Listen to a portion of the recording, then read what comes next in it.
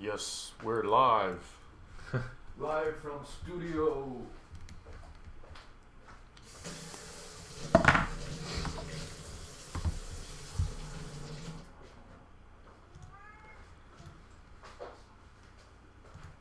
Alrighty.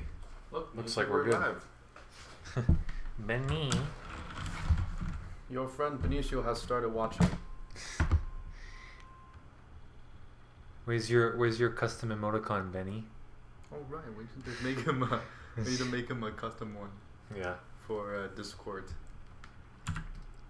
Actually, I'm gonna start doing that now. Nice. So everyone who joined.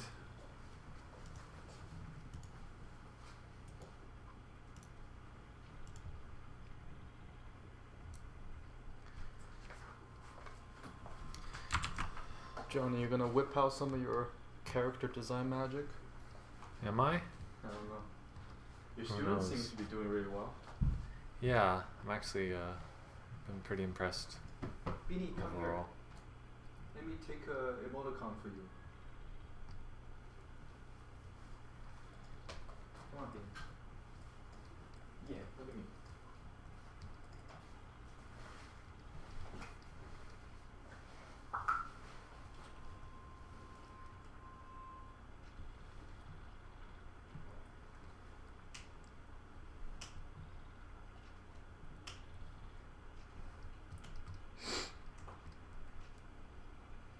Okay. That's cute.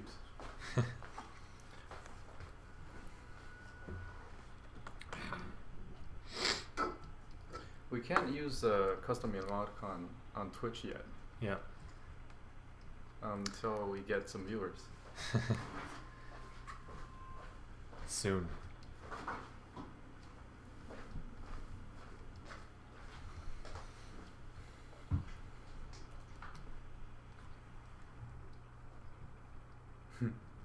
Jin knows what you're drawing. He does? Wait. He doesn't. Oh, paint plaque?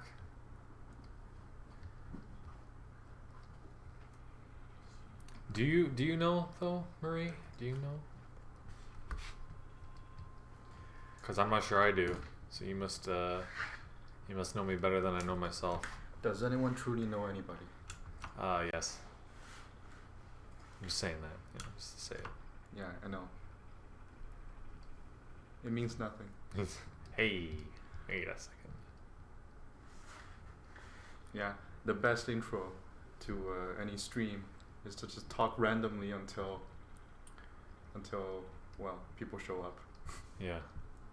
So I actually, what I'm doing right now is I actually, Yeah, what are you actually doing? well, Johnny? not what I'm actually doing, but I'll talk a little bit about it. I started using the color brush again recently. Just playing around with building up from light to dark. I like mixing up my approach a lot. This is actually a very like fluid and kind of an easy way to go through things because I can like make a lot of marks all over the place without being too worried about the placement, and I can start off pretty abstract and just go from there. I kind of like how it ends up looking in the end, like it looks like almost like something out of like a sketchbook. So yeah, I'm just building stuff up with soft brush, which is not actually a bad thing to do. Using because this is not a flat brush, as you can see, and the reason I'm comfortable with doing this is because well, I did like use it a lot before, but also I think I got a lot better at playing with softer brushes the more I used opaque ones, because it forces you to make decisions about your forms and shapes and line and stuff like that. You take some control away, you add some control back. Now that you're coming back to soft brush, you can like, you still have that practice in your head to make shapes, but now you can like subtly find where you're going at it. Yeah, exactly. It's more of now I try to take those things that I learned, and try like a slower kind of build up into the forms and see what happens from there. Adam is surprised we're live. He's like, live. Wow. Wow. Yeah, we're actually alive. Yeah. I know sometimes like people think I'm a vampire, but I'm actually a live person. It's a big deal nowadays. Yeah.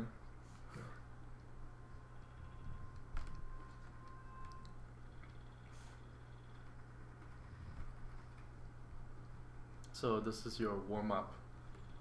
Mm-hmm. Every time you do it kind of differently. Yeah. You know? I always mess around with how I draw and paint. I'm kind of all over the place. I have some fallbacks, but I think you'll learn a lot just from messing around and even drawing subject matter you're not very familiar with.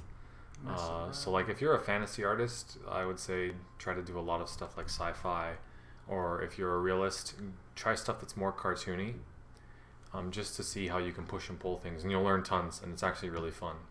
Because there's no when you're doing stuff that's out of your comfort zone, or you're drawing things in a different way, it's just, you can just have fun with it, because you don't have any previous standards to measure up to that you've done. You're just trying new things, and just playing around, especially with more stylized stuff. That stuff is really fun. How important it is to have like a standard way of working versus exploring? Like if there's a ratio, how do you go about it?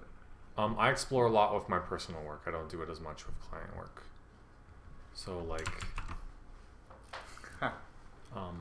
making sure you have something consistent that you can fall back on is really important. But with personal stuff, or just in general when you're sketching, I think it's really good to experiment a lot. You're going to find out a lot of things about yourself and about what you can do just by messing around. So playing with a lot of different approaches, different kinds of render approaches, different brushes, different types of lighting, different kind of angles. Like really challenge yourself. Like if there's stuff that you're weak on, like say you struggle a lot with drawing heads where it's tilted upwards, where you see underneath the chin, just do a few of those here and there and make it a thing where you are constantly trying to address and analyze that problem. Why would you struggle with that? Huh? Painting a head that's tilted back. Oh, because it's one of the hardest angles of the head to paint. Is it because you can't see yourself drawing with your head tilted back? Oh, funny guy. But also, I have a more important question. You said you were a vampire. Why do you say that? Huh? Oh, it's a joke about my complexion. I thought it was a joke about I don't your actually. sock. Oh. Drawing. Oh boy. That's not. All right, guys, get ready. Frank's on it tonight. That's Paint Plague. Yeah. Paint Plague just gave me that one. Oh no. Oh no. Oh, yeah, I basically never go out into the sun. So yeah, I know it's bad. I know like it's not very healthy. But it's just one of those things. Paint Plague is on it. Yeah. Love that assist, bro. Yeah.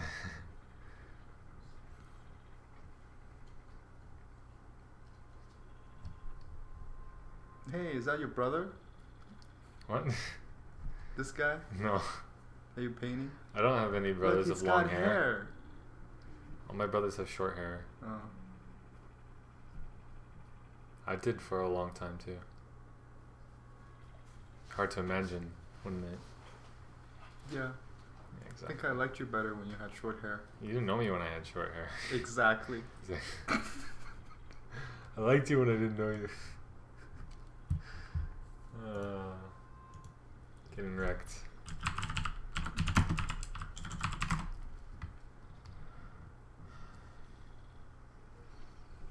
Feeling that his head's really, really big and his arm's coming forward. But I kind of like that idea, so I'm going to keep pushing that. Like as if... So I know you're just messing around, but you think about how you go about like posing if you just scribbling away. Do you find... I have a general idea of what I want to do in terms of weight balance and angulation of like the pelvic twist and the rib cage. So if I'm at the very start, I'm just throwing marks down. I'm not really thinking about anything because I have a soft brush, so I can get away with anything. But after things start to get take shape, I have to decide at some point is the rib cage tilted backward or forward? Like, what's the character's posture is like? Is their chin jutting out? You know, are they tilting a bit to the side? What are their arms kind of doing? So I kind of just I experiment a lot. Like I like to play with different kinds of things, or just see how stuff goes. I think for sketching like this for warm-ups, I like to try to find something that eventually solidifies itself, but without thinking about it too much on the early stage. Mostly just playing with the shapes, and then trying to problem solve a little bit later. It's a very different way than I usually go about it, and it kind of makes me try to think about things in different ways, because I want to be able to draw and paint, and to be able to problem solve at any stage. Although it's better to solve most of your problems early, I like to be able to be versatile enough that I can be painting something, and as shapes start to become less abstract, then I can start seeing things that they represent and still do something that's really interesting. I think working abstract to refine is a really good process when you don't exactly know what your design is, and you just want to like let your hand do a bit of the work. Yeah. But you do have to have a bit of a visual library and understanding of things. Right. So if you haven't drawn much, this is a lot harder to do. Yeah, exactly. So if you haven't done enough studies, trying to go autopilot is probably a bad idea. Yeah. But if you've done too much study, sometimes, you know, going off reference can actually help. Just, you know, get loose and sketch a bunch of stuff. I find I really suck at finding that balance, because sometimes I just study for a while. Yeah. But if I go off reference, I'm like, oh, I'm not drawing very good anymore. Yeah. Maybe I'll go back. Yeah. One good thing that I like to think about is that I don't actually know the subject matter well enough till I can actually draw it from imagination. And what that is not just like pushing in something abstractly, it's setting things up structurally. So like, if I can't pose a character with geometry and the basic structure off of the top of my head, then I need to go back and study until I can do that correctly. Okay, so and then it's working through things like that step by step till it makes more and more sense. Like, okay, I want to know how to draw armor. Can I draw all the parts of armor and how they articulate without reference? Probably not completely, so I need to go, you know, and look at certain parts, like how do sabatons attach to, you know, the shin guard area, which I forget the name for, stuff like that, right? Sabatons. Yeah, which is the foot part. Right. I knew that. Yeah. Good. No, I didn't. I had no idea. Now I do.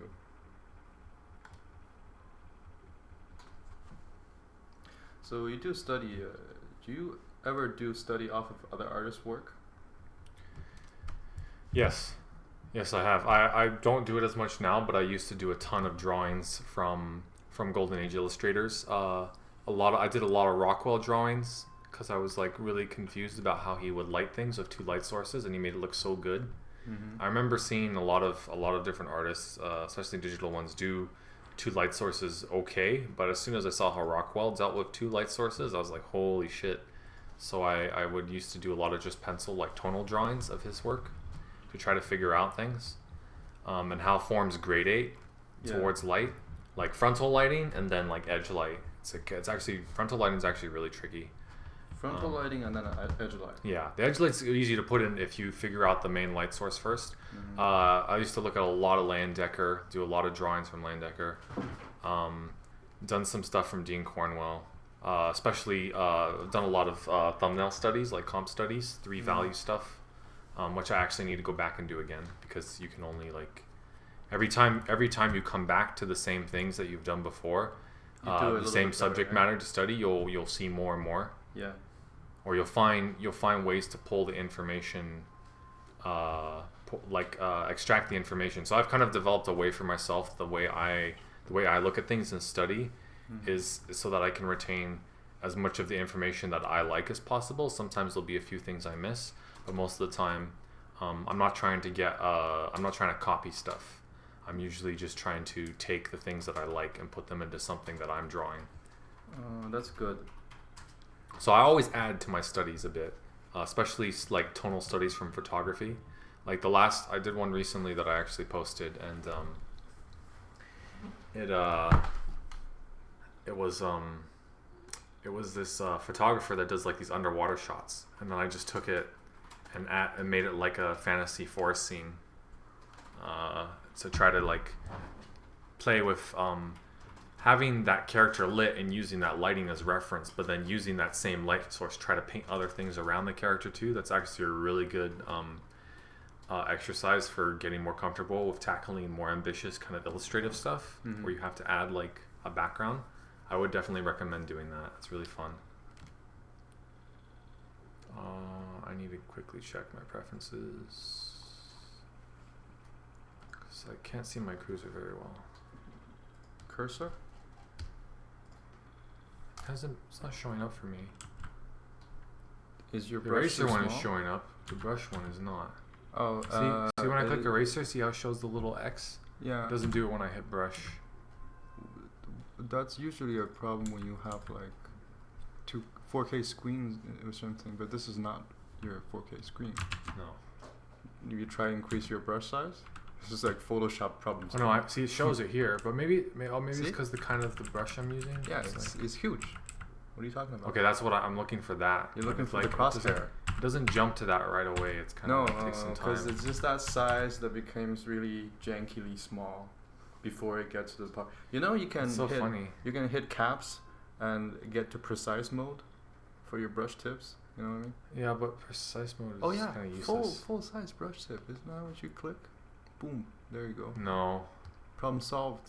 I don't think so.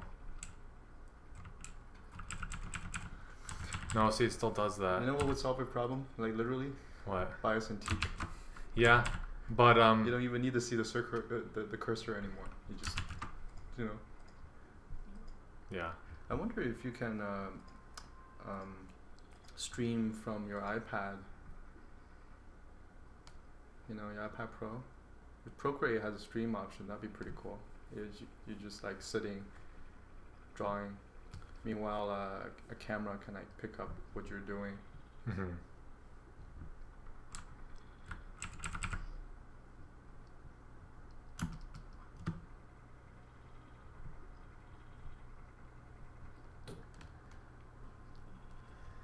Yeah, Landecker Meat Schaefer is a big one. In terms of comp, Meat Schaefer is really, really good. Yeah. I haven't really done any studies of Walter Everett, which I should do a little bit of because he's really good.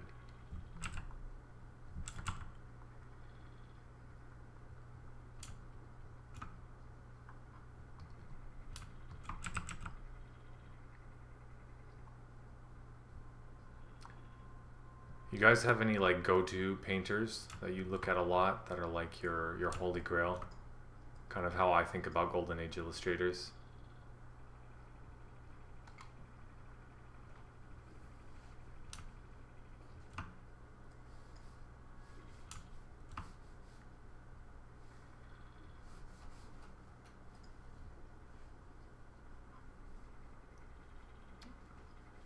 Chen says Yuanjia. Oh, nice. Yeah, Ruanji is solid. Yeah, that guy is a Solid beast. guy. Yeah. There's not many people that are at that level in the world right now in terms of digital painting that have like their own very unique kind of voice and are like able to do stuff that's like that scope. Smith, Cedric. I'm not so sure. I'm not so familiar with Cedric. Is he a digital painter? The name sounds kind of familiar, but I'm not sure.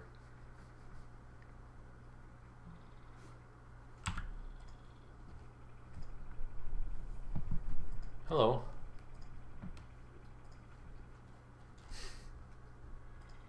He just like moves these on by.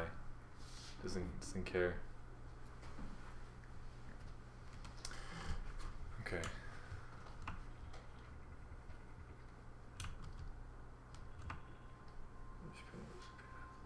Yeah. That's not for kitty. Sticking his paws into my tea. Bad boy.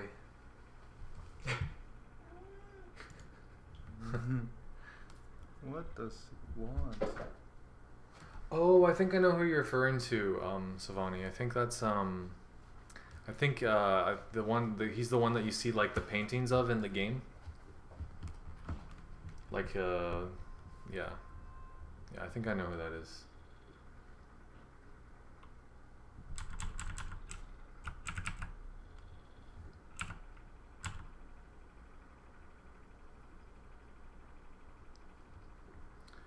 What's his name has been killing it recently. Piotr Jablonski. I think it's. I'm not really sure how you say his name. He's done like, he did that illustration for Elric. It's probably one of the best paintings I've seen in this year. Probably even further on. But so amazing. Insist on walking on my laptop. Yeah.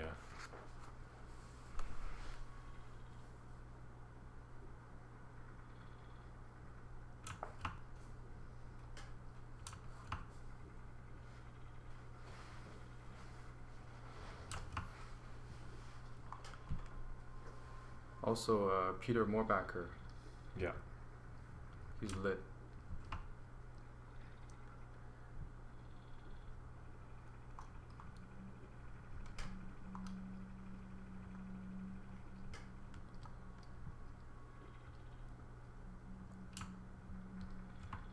If you had to choose, Johnny, do you want to be a concept artist or do you want to be an illustrator?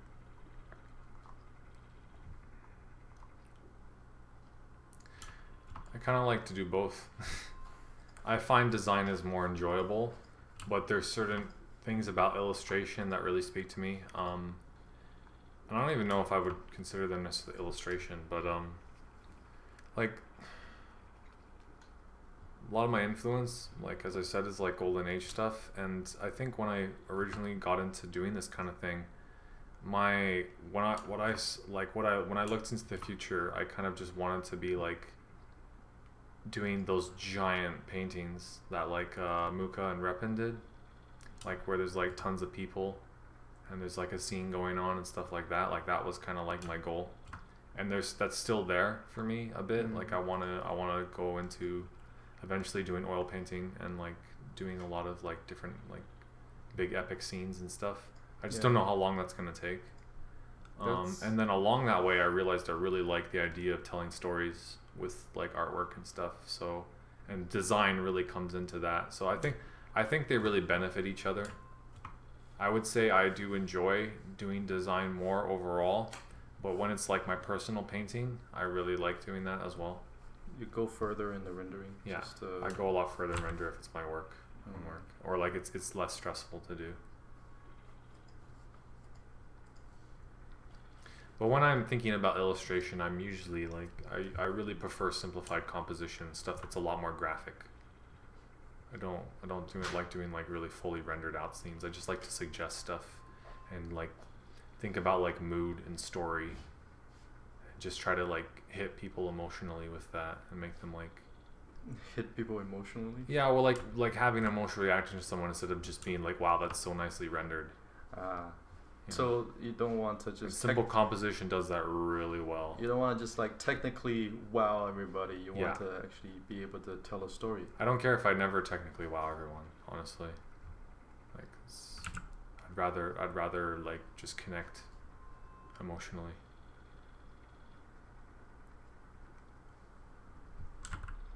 That being said, I'll try different things. You know, I'll try rendering stuff out. I'll try polishing. Like, I think everything you learn is gonna help you, no matter what. Everything crosses over and overlaps. There's things I learned about illustration and finished painting from design that I never would have learned otherwise. Do you think illustration is a little bit more technical, like in terms of rendering and skills? There are parts of it that are pretty technical, but I find like design tends to be a little more methodical and straightforward, or like more rationalized.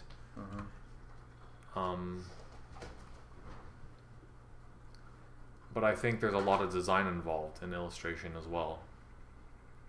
So It's like you're designing the composition and the lighting and all these things. and are the skills more or less interchangeable for you? I think so. Like if you get good at one, you're not gonna be too far off on the other. Yeah, exactly. But especially with design. Like if you're good at design, you're going to be good at like much better at everything else. Um, Right, because rendering isn't really gonna save your drawing. yeah, exactly. Okay. Yeah, that's right. Yeah, design is huge. And it teaches you how to like quickly problem solve so that your rendering is actually going to be faster as well. Yeah, you're going straight there if you speak the language. Yeah, it teaches you a lot of stuff. So when you're just like doing studies on the couch and those stuff, what are you really aiming to do? Like, are you aiming to relax or? Usually trying to target weak areas and push like a lot of what I've been doing recently is trying to solve problems without reference. So I'll think about something that I don't know how to draw, and I'll draw it over and over again on a sketchbook till it looks right. And if I can do that, sometimes I realize that I don't have the information I need. Sometimes it's just like a matter of digging it out from like the recesses of my head. Mm-hmm. And the thing is, because most problems you can fix with geometry. So like drawing hands, for example, if you know how the like hands are set up geometrically, you can draw them from memory well enough. Reference is always better, but I think learning how to problem solve without reference in a lot of ways, I wouldn't say use that for client work and stuff because you make a lot of mistakes and it's very frustrating. But basically you're teaching yourself like what that thing actually is, instead of like when you look at like photos or stuff in real life, you see everything, but learning to take that information and break it down into 2D is a very different thing, because you don't want to necessarily be copying stuff. You want to be extracting the information that you like and using it. And so like if you have a problem, like okay, you want to design something, but you're not really sure like how to make it look cool, you got to go back to thinking about the basic part of the design, which is basically your primitive forms or shapes, working big to small, basic geometry, cubes, cylinders, these kind of things. So when you say that you work on the weak areas and then you draw it over again until it works, how many times are you looking? Like hundreds of times? Yeah, sometimes hundreds. Yeah? Yeah. You just go hard at it until you solve the problem? No, I'll go at it for a while and I get closer. I learn some things, but there's still like stuff that's off, and then I'll leave it for a bit and I'll come back to it. Okay. One of those things was the biggest hurdle for me in that sense was learning how to break objects in general down geometrically. No matter what kind of object it was, finding a way to simplify it so that I could understand it in my head. Yeah. And that took me a long time to figure out how to do. Because I'm an idiot. So I think if you stick with any problem enough and you're trying to be observant and analytical, you'll figure it out. It's kind of, you just keep at it. It's kind of demoralizing when I go at a problem for many times and it still look like I've started drawing yesterday. Yeah. Case in point, like trying to learn how to draw heads with an upward tilt. Right. Looking underneath the chin. It took me a really long time to figure out how to do. And the problem was actually really, really simple. But just because I had built up so many bad habits in my head, it took me forever to understand how to do that. And another thing about doing stuff like that is that even if you can break things down geometrically, maybe that shape that you're using and the way you're thinking about how it's lit is going to make it kind of look ugly. So it's also learning where to leave out information a lot of the time to make things more appealing.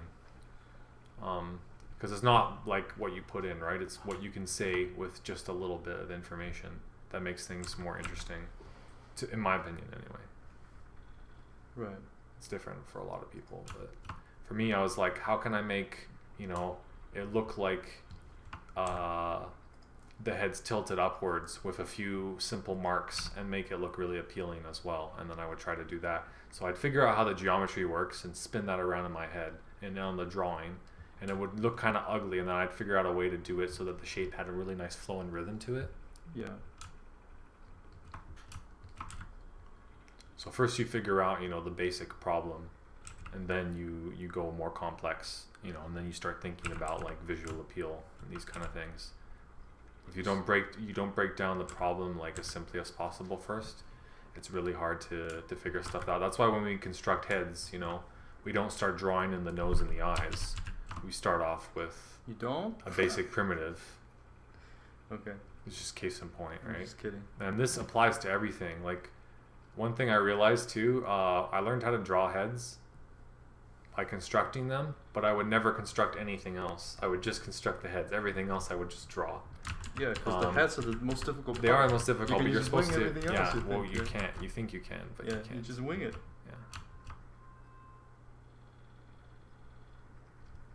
And I know probably some of you guys really empathize with that, because I think that's a pretty general problem where we focus on heads because it's really important, and then we just like fuck everything else. Yeah. And so we fall into this comfort zone of just drawing like heads all the time, or, you know, busts or whatever.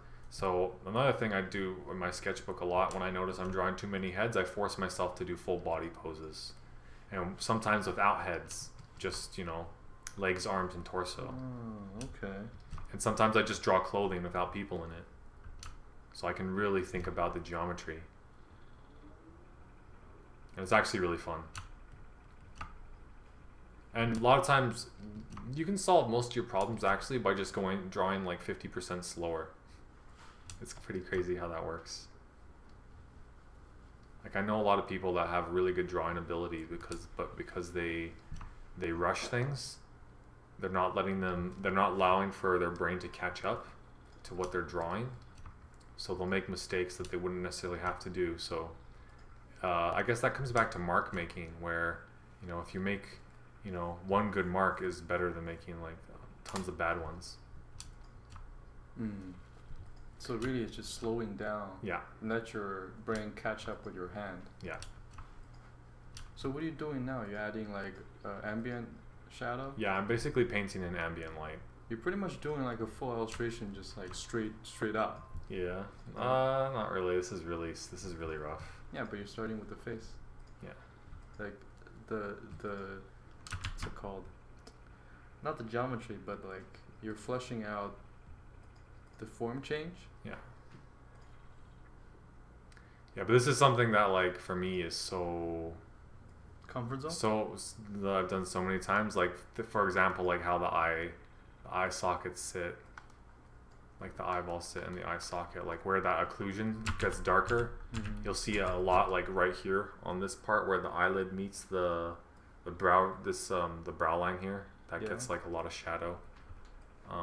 And if I had reference for this stuff, I would actually do it better than I would if I was doing it from imagination. But there's a lot of things about drawing from memory that really gives stuff a lot of, like, makes things really interesting. You get like a lot of character going on, because what happens is you're not trying to copy anything when you draw like this. So you start focusing on other things like shape and trying to give it like some kind of humanity. And a lot of times what happens is, like, sometimes you'll draw stuff like this and it actually starts looking like people you kind of know. Not all the time, but like I'll draw people sometimes, and your brain pulls information from like wherever it can. Yeah, from what you know or what you've seen. Exactly. So basically, you can't draw anything that you haven't seen before. Exactly.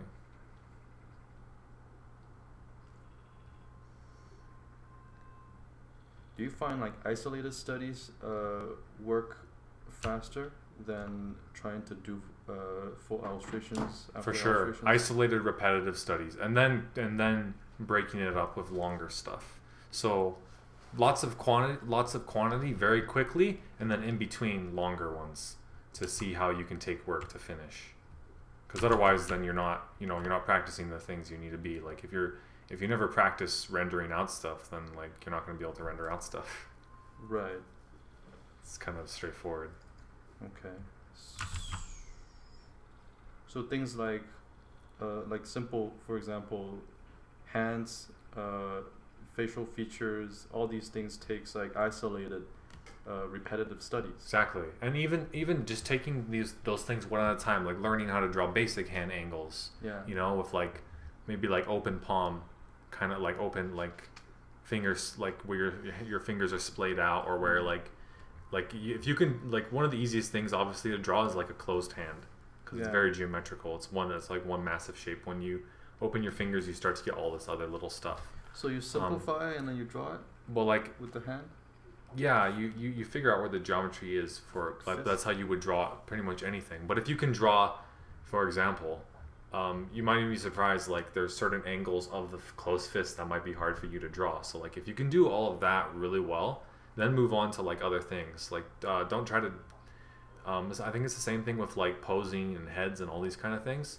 Figure out how to draw stuff that's passable for those things, so that you can like be able to present, like, for example, design in like a relatively agreeable kind of pose. Okay.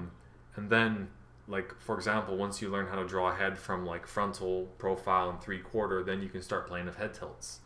And then once you do that, I'd say like go all over the place with your drawings. Like try everything, like try different kinds of angles. Yeah. But work through things in a way that like you can, like, okay, I know how to draw the head from this angle, in terms of geometry, because then you can light stuff. And usually when you can draw geometry from one angle really well, it's a lot easier to spin around. What if I'm stuck on toes? What if I just, like I just can't draw toes? You need to figure out how to break it down geometrically. And I draw hundreds of toes. Yeah. And I'll never actually. Because you're probably going into autopilot when you study. If that's the case, if you spend a lot of time on it, though, you're going to learn a ton about it.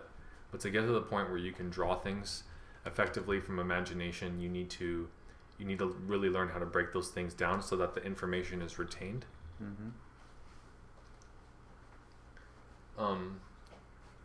Yeah. Okay. That makes sense.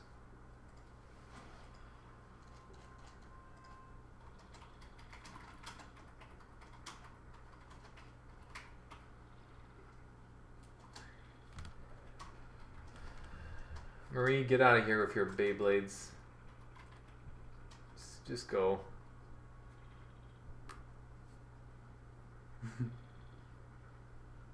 Yeah, toes are tricky. But once you figure out how to draw them, and it's mostly because you just haven't drawn it enough. If you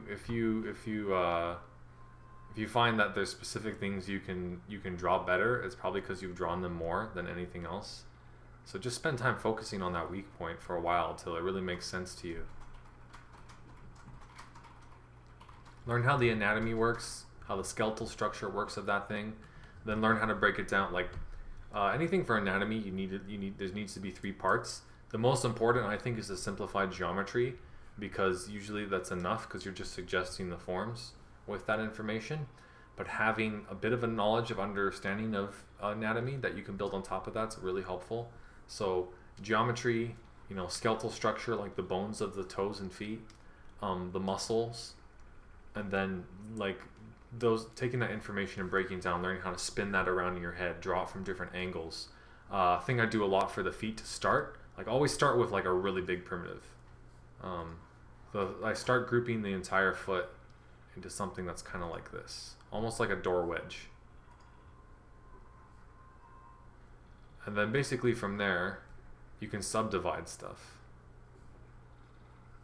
into sections.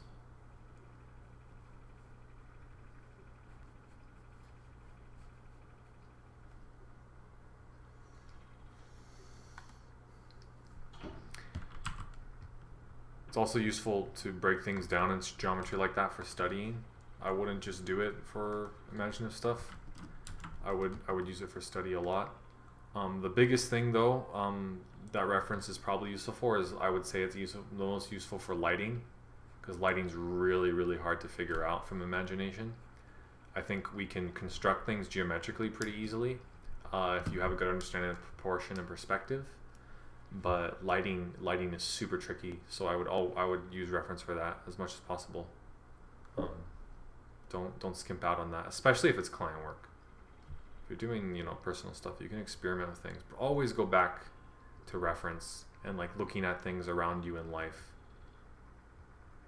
So if I'm struggling with the structure of the face, and like the direction of my features and all that stuff, should I be drawing like a block for head instead of circles? No. Probably, yeah. Because whenever I do go circles, more simple with the geometry. Right. Because I do circles and there's no direction, and then sometimes I do this cross for the. How much are you using reference? Sometimes. Yeah. Yeah. Yeah. If you find there's a particular head angle that you're struggling with, go and just focus on that one head angle for a while, breaking it down geometrically. Don't put in detailed features. Just think of like very basic geometry for the nose and mouth and eye area. Yeah, okay. That's what I'm not doing. Loomis actually does really good breakdowns of that kind of stuff. His book, Drawing the Head and Hands, like ways to break the shapes down, is good. There's a few other artists that do that really well. I think one of the guys from the Masters Academy does a really good breakdown of the head. I forget his name, but it's very organic. I think going with something more simplified geometrically is better. You start with the cube as your base, but you don't draw the features off the cube. The cube is to set up your basic geometry, your organic geometry. Right. And basically what you would do is you would start cutting away, almost like you're sculpting. So when I study, I'm actually trying to invent geometrical shapes that I like so that I can retain the information a lot better. First, you need to look at how other artists do it, and then from there you can start inventing your own forms. Okay. So, for example, this is how I break down the skull, more or less. And then there's a bit of an underplane here, or like a plane that kind of cuts in, and then the neck comes from off that, and then I'll put in like features and stuff. But it's basically just based off like a skull. And if you know where the bone structure is, the bone is a lot easier to figure out geometrically than just the face because it's all that flesh and stuff. Yeah. So you draw the cube.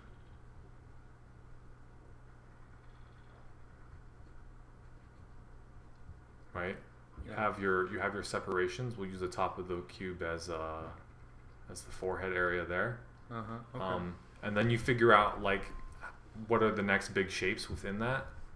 And you'll usually find it'll be like, hold on, let me and the divided in three, one is for the brow and one is for bottom of the nose? Yeah, brow line, bottom of the nose, top of forehead and chin. So it's 4. Right. Exactly. And that's basically like more, I guess you could say like Loomis has a pretty good approach for that, although some people feel like it's a little weird. But you'll see, like, for example, the chin cuts in like this, the jawline, and then this goes right back to the nose. Yeah. So you're basically, you know, there's like the keystone area where you got like the nose bridge. There's for me, I'm always looking at the eye sockets first. And then there's a big like geometry coming out here for the mouth. Yeah. So it wraps around that. And then there's one for the chin. That's got, like, you can draw like side planes for stuff, like when you figure out how to do it. I'm usually just visualizing this stuff when I paint and draw. Yeah. And I would say if you're having trouble with the geometry, the best thing to look at is planar heads. So I actually go back and do lighting studies of them occasionally. Head. Yeah, the Asaro head is really good for that. Some of you guys have seen the one I've done a bit, but I'll just show you guys just in case there's people in the chat who haven't seen it. I thought I had it here. No, I don't. Where the Asaro head or the study of it? The study of it. I had it here somewhere. Actually, I need to see that because I'm having trouble. I think it's on my desktop somewhere. Oh no, you'll never find it. Oh, I'll find it. I'm pretty sure it's in like desktop junk. Or we'll be here all night. No.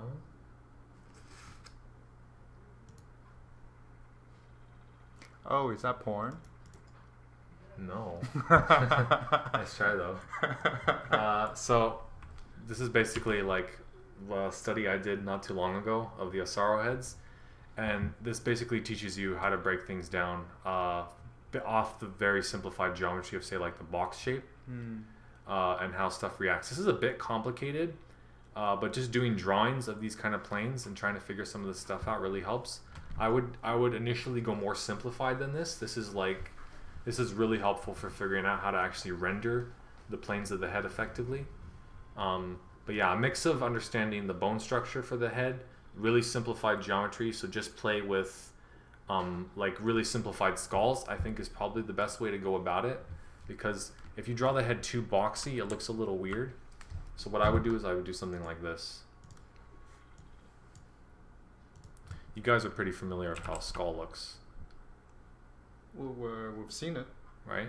Yeah. So you got eye sockets, you got a nose, you got... That's cute. Right? Something stupid like this. You know? Right? Yeah. Now if I break this down geometrically, I can start to see... That is so good. I can never really stuff place lines the up. eye These parallel socket. lines are really important.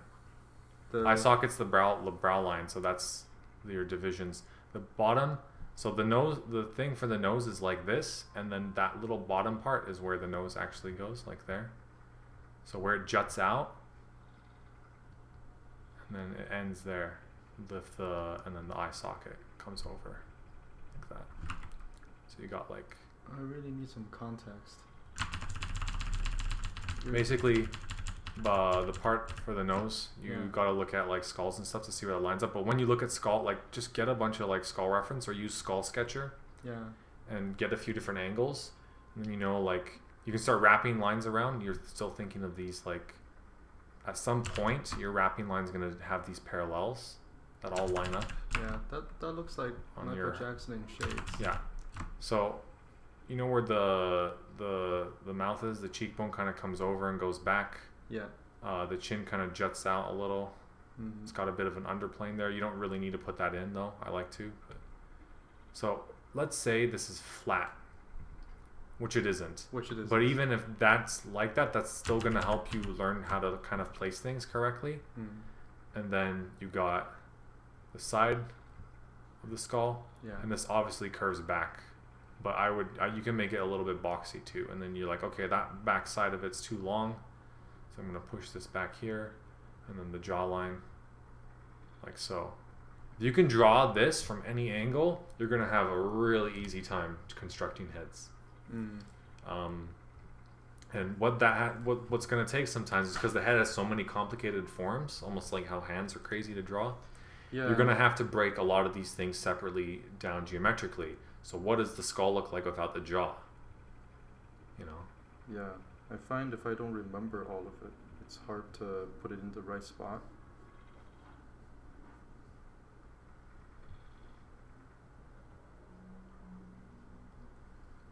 Looks something like this.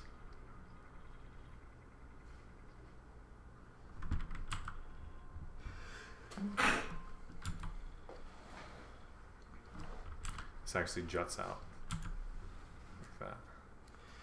Yeah, Jim makes a good point. The dramatically lit photos or photos with one clear light source where you can see the lighting clearly usually is pretty good. Yeah, one light source is always better. A lot of glamour photos or fashion photos, the models are usually overlit. Yeah. You can't see the features or the form change as much because it's all blown out. Yeah, so don't use don't rely on photo reference initially anyway. Try to look at how stuff functions in life. So if you look at like this jaw here, if I break this down in perspective, this is like my ground plane, or this is like a box here. The bottom part of the jaw is going to look kind of something like this. Mm.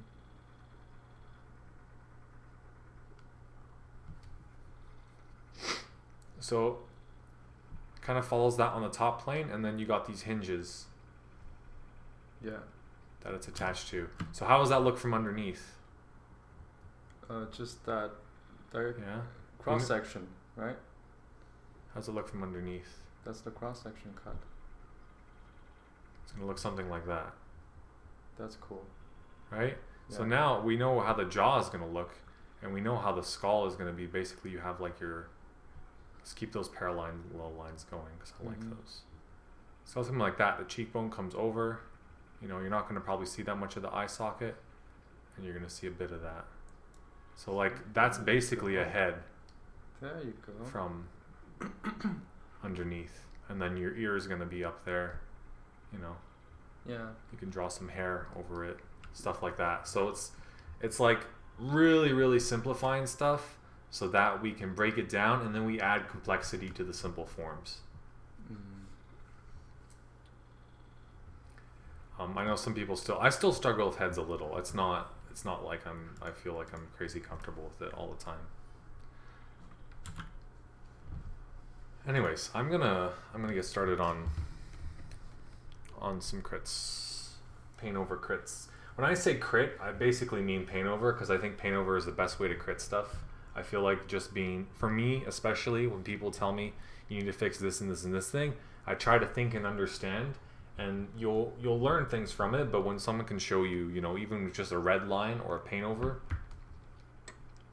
first it reinforces that they actually know what they're talking about. So it's like, okay, I believe you, even though, you know, a lot of people that tell you stuff, if you know them and you've seen what they can paint, you're like, okay, yeah, I know you know your shit. But it helps us visualize things, because most of us are pretty visual, and when we can visualize stuff, it's very encouraging, and it also really like sinks in better, because we're using two of our senses. We're using auditory and visual to learn. So it's really impactful for us. Whenever I get crits from people, I always prefer paint overs for stuff, because it really helps me to understand what's going on and what my problems are. But yeah, all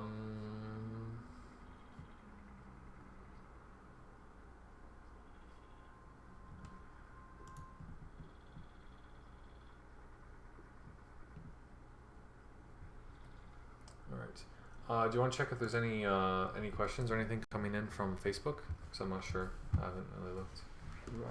I don't know if there is. They probably isn't. Let me do that.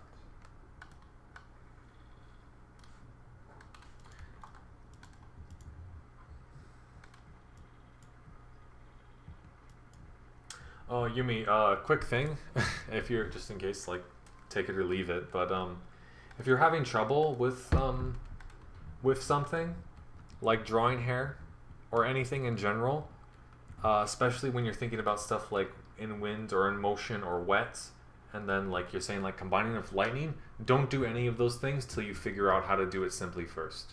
So first learn how to draw things geometrically, then learn to light things after you draw them with one light source, you know, core shadow, cast shadow, highlight, specular, midtone, bounce light, ambient occlusion. Once you can figure all these things out with the forms of the hair, then you can learn how to push and pull them for different lighting scenarios. You need to have a very like, almost like very theoretical understanding of this kind of thing, to then you can go and problem solve. It works the same way with stuff like music, where if you understand how to read music and how those things actually work, then you can actually compose stuff. You know, you're not just playing covers to songs anymore. You're actually being creative. Works the same way with drawing and painting. So if you can break down hair geometrically into simple forms, I would look at a lot of Golden Age illustrators. I look at even like more realist painters like Sargent and these kind of guys, how they broke stuff down. You can really figure out how that stuff goes. Like even just as like a quick example, if you think about the thing is with stuff like hair, it works a lot like drapery. It's going to fall over a geometrical form, and then gravity is going to impact it. So if we have like a box form like this that would represent the skull, the hair is actually going to overlap that like a hood, and it's going to fall straight down. We're going like really basic here so that we can kind of have some kind of figure things out. Think almost like if you took a piece of paper and you have a piece of paper. and you did this. And if you can draw something like this and spin it around and draw it from any angle, you can start having like a really good idea how stuff wraps around things geometrically. So think about like almost like this flat geometrical shape wrapping around this form. And even like when you're drawing stuff like this, you can even like shadow parts of it. Like, so if you can break down things really simply in geometry like this and learn how to light it. So if my lighting's coming from here, this creates a cast shadow like this. Got a bit of like ambient occlusion on that side there, and then it falls off. And then obviously like to get it like to look more interesting, I could start like pushing more midtones into things. You can have like a bit of lighting coming from up there, and then I can go and push, you know, darker values for things if I want. Clumps, then ribbons, pluck raster says. Yeah, basically like hair is going to be like almost like big ribbons. So when you like, if you take like a piece of paper or a ribbon, you're going to have, say if you draw something like this, like a flat plane that's slightly curving, and then you can just use contour lines. You can draw like a contour line like this and make it swirl around, and then you can just draw the geometry, you know, however you want. And that's actually like how a lot of things are going to work. They're actually going to, things like clothing and hair is going to be like flat geometry that's wrapping around stuff, and you can even add like thickness to it. Or it's going to be, you know, big primitive shapes like cones, cylinders, and make sure you can light simple geometry correctly before you go into that stuff as well. So like if I have I've done this for you guys a few times already, so bear with me, but you know, you can play around with this kind of stuff. Like this is like really good exercises for warming up, especially if you're like playing around in a sketchbook. I got 2 cylinders here, and it's actually like pretty fun and relaxing. You know, if your light source is here, you can draw a line to the light source to the edge of the form, and then you can figure out where your cast shadows are.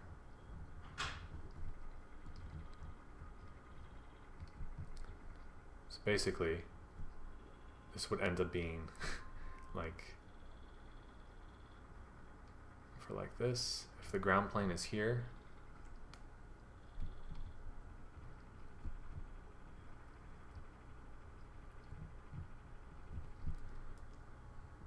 I'm going to get probably something that's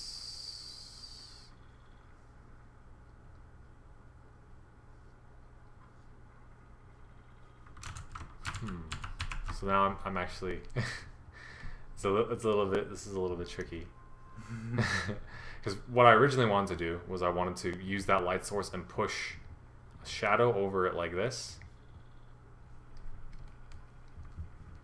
And now I'm looking at it and I'm like, okay, holy shit.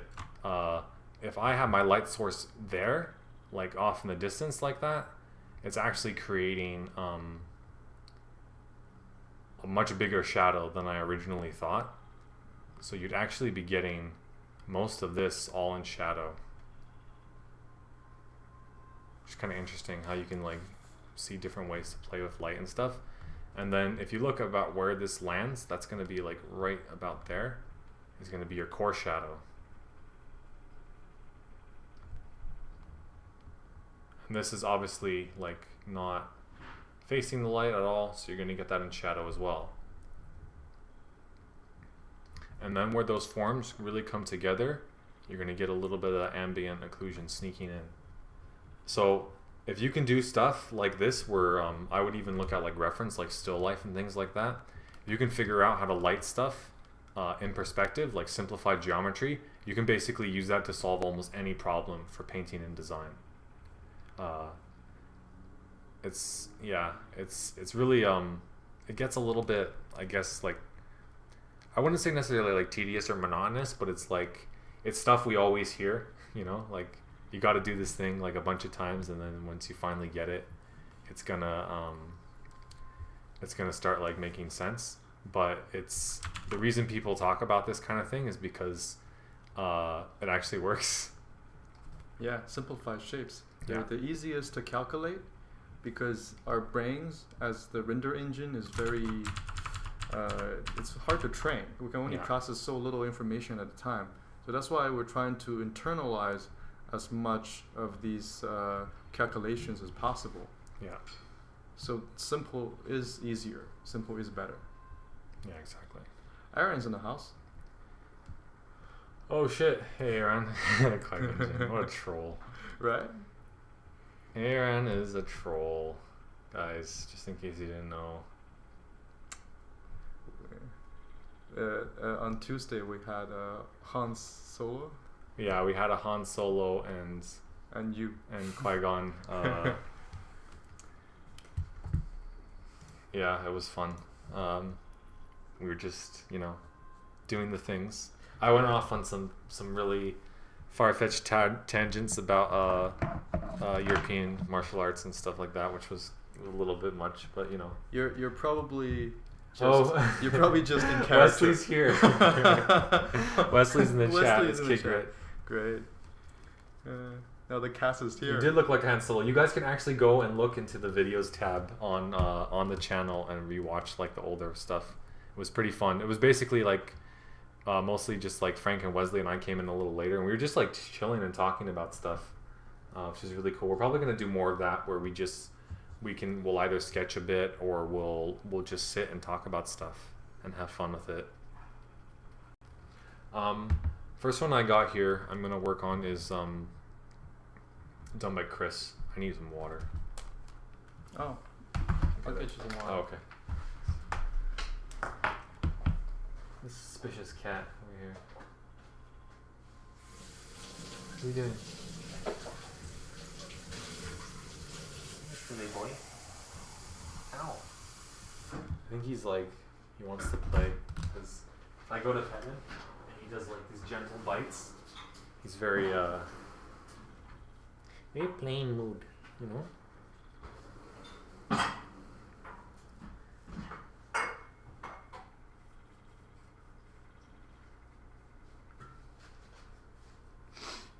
How you guys in the chat doing? I know Aaron's always doing good because he's just a beast. He just draws cool shit all the time. That's basically what he does.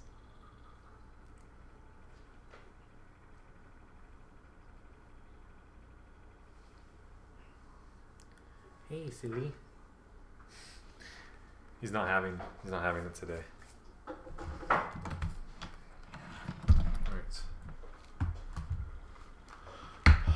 Thanks. Water and wine. Nice. Can never go wrong with either. Hey, shoe thief.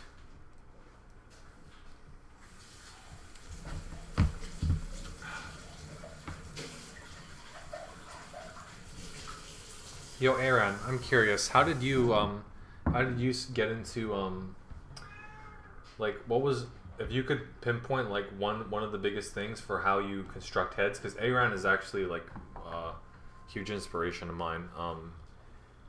We used to be in Google Hangouts together a lot, and I would just try to like pick his brain for information.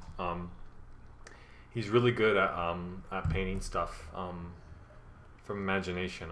I'm curious, like if there's one thing that you can pinpoint that's helped you more than anything else to be able to like visualize the forms you're painting or the construction of heads, like what would you put that to? Like what would you say that was? I'm sorry if that's a little bit of a difficult question.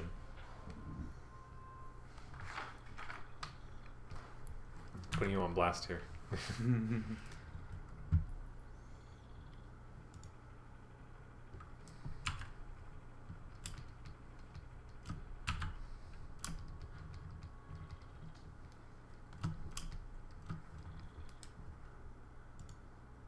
Aaron says skull planes.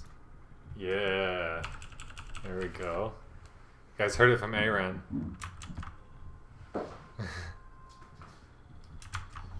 If you don't believe him, go check out his work and feel terrible. I already do. Feel inadequate. Way ahead of you. I feel like... Who's this from? This is from Chris. Nice work, Chris. Yeah. Really nice values. It's dope. Wait, is she pregnant? Is that what I think it is? It looks like she's kind of pregnant, but I have a feeling that it's more. She's just mad. It's probably never a okay question to ask, by the way. Are you yeah, pregnant? probably shouldn't ask. Is she pregnant?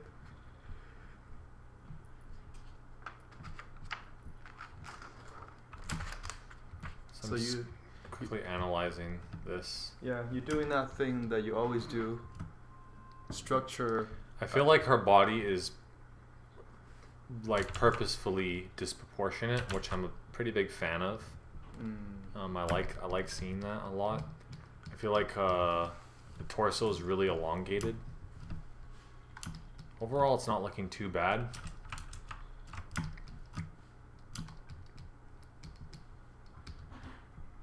I would say though, based off where your light source is coming from, there should be a little bit more fall off in certain areas. So if your light source is hitting here on the cheek and the nose, as it goes down further, these forms are going to become less lit slightly overall. And especially in some of these parts, like the light that you have up here on the forehead and around here is much darker than this. This light would almost be into this value hierarchy. So if this is a gray and this is a black, you don't want those things to bleed into each other, especially with the fall off. It would actually get darker. And I would say when you're working with very, very dark blacks, you don't need to push a lot of lighting onto the blacks. You can make it a lot more graphic and simplified. And then push things a bit if you want to. But I'm gonna do a quick pass on that. I'm gonna go to my magic brush. Turn off opacity jitter. And make sure this file size is relatively big. Let's push that up to 2.5. Alrighty.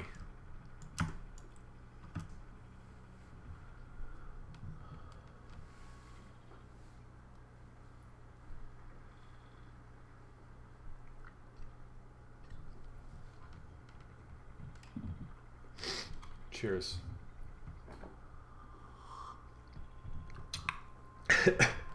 Swallowed that weird. How can you swallow wine weird? I don't know. It just happens sometimes. That tastes really good though. It's sweet and rich. Feels like, it feels like something you drink, while surrounded by like peacocks and silken robes. So if you close your eyes and you drink this wine, I imagine like it's one of those big open courtyards and you're sitting under the shade of the tree on like cushions. Yeah. And someone's playing violin and there's peacocks like strutting around. Yeah. In front of you, and then you're just drinking wine, and then there's like you have like cheeses and fruits on a platter, and you're wearing like either like a silk or velvet smoking jacket. Yeah. You got your like nice cigar or like a pipe or something, and you got like this. It's wonderful. Hey, that's not bad. I'm not gonna hate on that.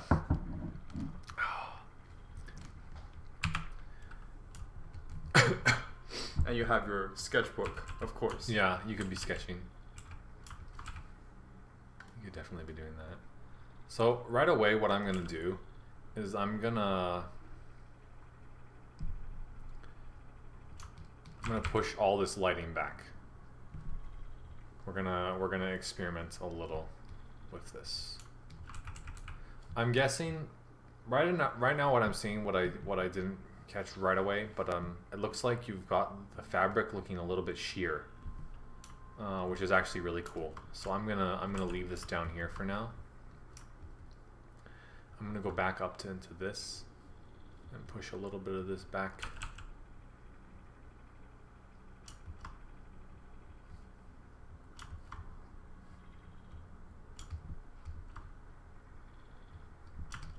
I think usually what we want to do with this kind of thing is first we want to find the perpendicular planes that are facing the light. This is not where specularity is going to be. this is just going to be where we're going to see, you know, minus specularity, and especially on matte surfaces, this is where we're going to see the most light hitting the plane. So I'm going to push actually this value here, this gray. The shadows here are really, really dark overall. I want to push them to be a little lighter, like that. Separating the value hierarchies just a bit more. And then where there's ambient occlusion, you can push the blacks in. But I'd say for form shadows, try to keep your value hierarchies constrained as much as possible.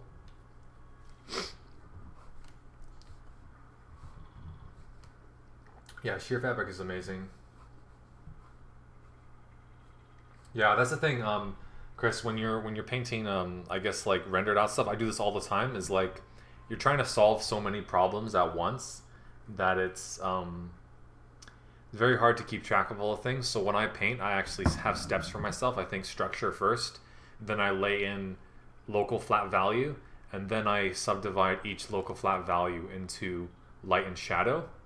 And then from there, I'll subdivide either the light or the shadow into further. So forming cast shadow would be the light would be one value within that local value, and the light value would be another one. So it would be 2. And then you can subdivide those into ambient occlusion in the shadow. So that becomes 2 shadow values. And then the light would be highlight and midtone. And that's usually that's enough. You can go to full render with just those, and then you soften up some of your edges and things like that. For the face here, I think your value hierarchy overall is looking pretty good, but I think same as with the other thing, you push the cast shadows really dark initially, and if you had, you know, something that was all black, like it was a nighttime scene, a lot of your cast shadow would be very dark because it would be like a lower lit scene. But because you're dealing with something that looks like there'd be a lot of light bouncing around, especially like from the ground plane, you can probably get a lot more diffused light, so you'd actually see a bit more of that local value. I'm actually going to do is I'm taking the light value here because I think it like almost lines up to what I want it to be from the gray, and painting that into the shadow. So that where the shadows meet of each local value, there's still going to be distinction. So you can see the black against the light skin here. Even though it's going still quite dark, it's not black in comparison. So just think about relative values. And I'm gonna push all this back. We're actually just stepping back and simplifying just to see what you can just to show you like what you can do with simple value and overlap. So this side of the nose here, like I'm actually getting a lost edge with the side of the nose and this side of the face here, and trying to create a very simple read with almost like very minimal information to start, and then from there we can go and make things more complicated later.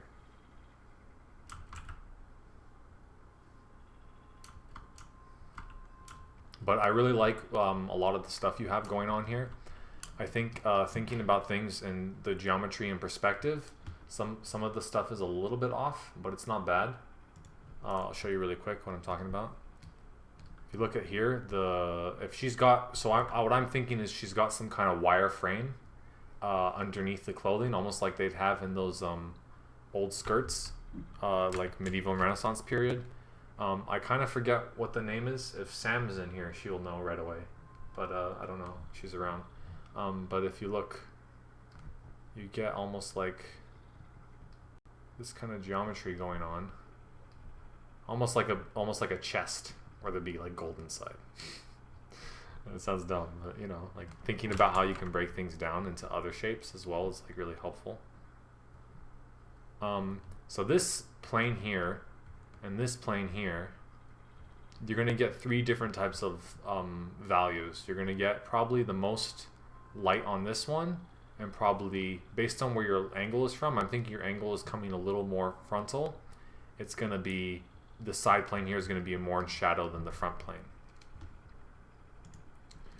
So what I'm going to do is I'm going to grab this shadow value.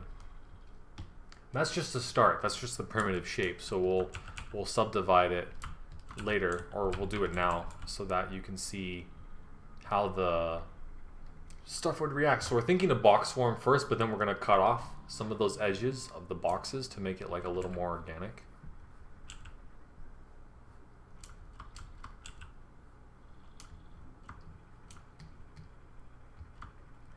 And when drapery falls over the chest area, especially on a female, what's going to happen is the fabric actually is going to stretch, like go across the forms, especially if there's more fabric underneath, which it looks like there is. You're going to get something that's more like the box form, like what I drew here, but like smaller, so and tilted. So you're going to get something that's doing this. The thing about clothing is great is that you can really use the clothing to reinforce the simplified geometry. So instead of having two individual shapes that are doing this, you're actually going to get the fabric going across. And you're going to get something that's a little more like this.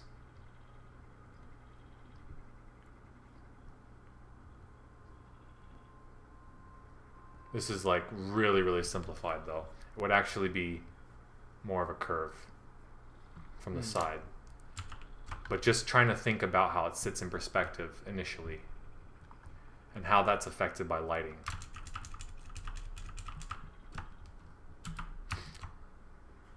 So you could actually get some of these folds catching that light.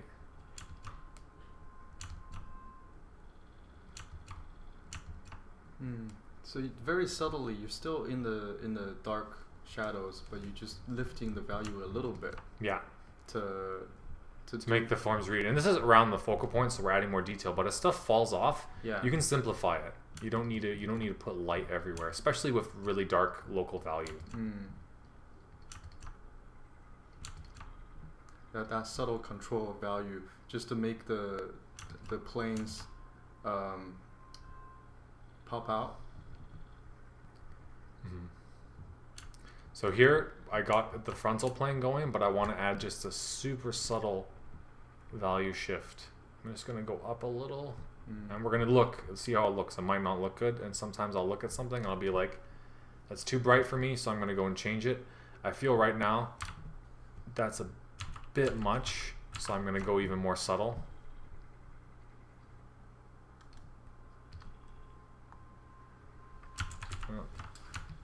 Back to here. I actually need to use the slider more, the other type of slider, because that's actually a lot more effective.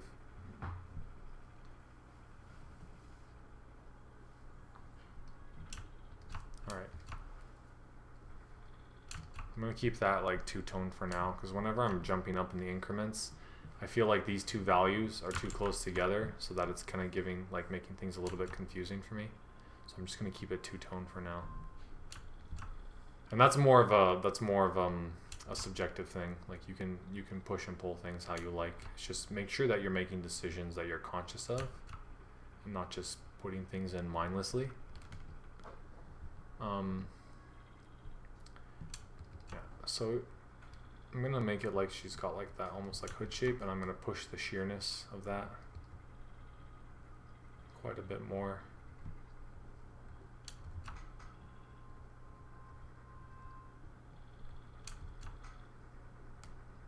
This is actually going to get foreshortened quite a bit as it wraps around. I'm going to push some of that there as well.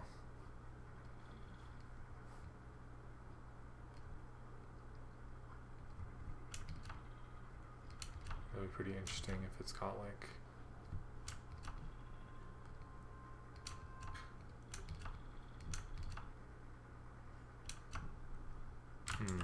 yeah, there'll be a lot, like right now with the hard edges, it's not reading as well.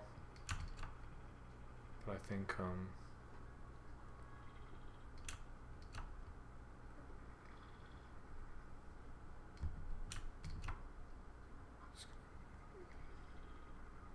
play with that a little bit. See how it looks overall. I'm actually not liking it that much, honestly, having the sheer fabric, even though like I think the idea is really cool. I think it's making stuff like pretty tricky to read. So what I'm gonna actually do is just simplify this like crazy, because I want this to make a little more sense. So for now I'm just gonna leave it as that, because I think the sheerness and the sheerness of the fabric is making the not read as well. So I'm going to push that like that for now. I really like the bracelets you got going around her arms. Those look really good. Like all the metallic surfaces I think you nailed. Because like you've got a wide value range going on and they're very reflective. You got like really bright specularity and you're using it very selectively. You're not placing metal shiny surfaces all over the place. You're having a few, you're creating this like really nice triangulation for the eye, which I really like. I think that makes the design pretty strong overall, or like more iconic. So that's really good. For the skin here, I'm gonna go back and push some of these values closer to the face. You're not going to get that crazy specularity that you're getting on the metal. You want to make sure that those forms really read differently. So I'm going to push that and just simplify it a bit.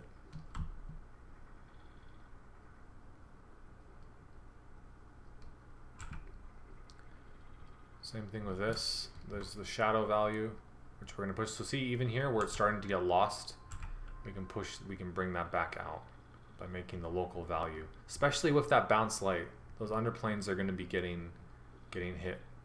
So you're not, it's going to be closer to the light value.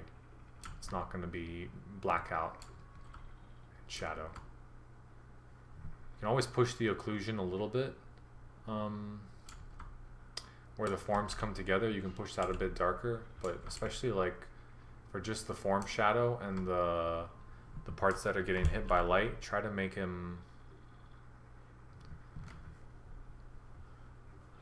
those local values read. See that separation now with the hands and the clothing? It's reading a lot better as a silhouette.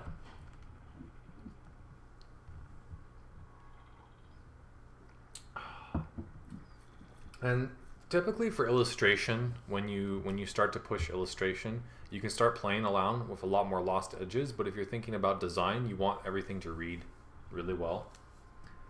So even if you're playing with like very dramatic lighting, which this isn't, I really like, make sure that value separation is clear.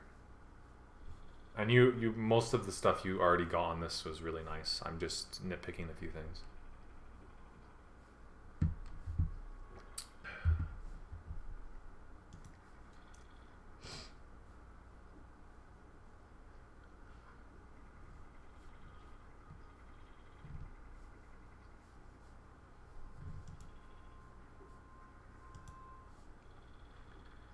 Oh, Shoe Thief, maybe not necessarily that you're putting too many planes on the faces, like where you would have to go from that to doing lost edges, but simplifying a lot of those complex planes into more simplified things.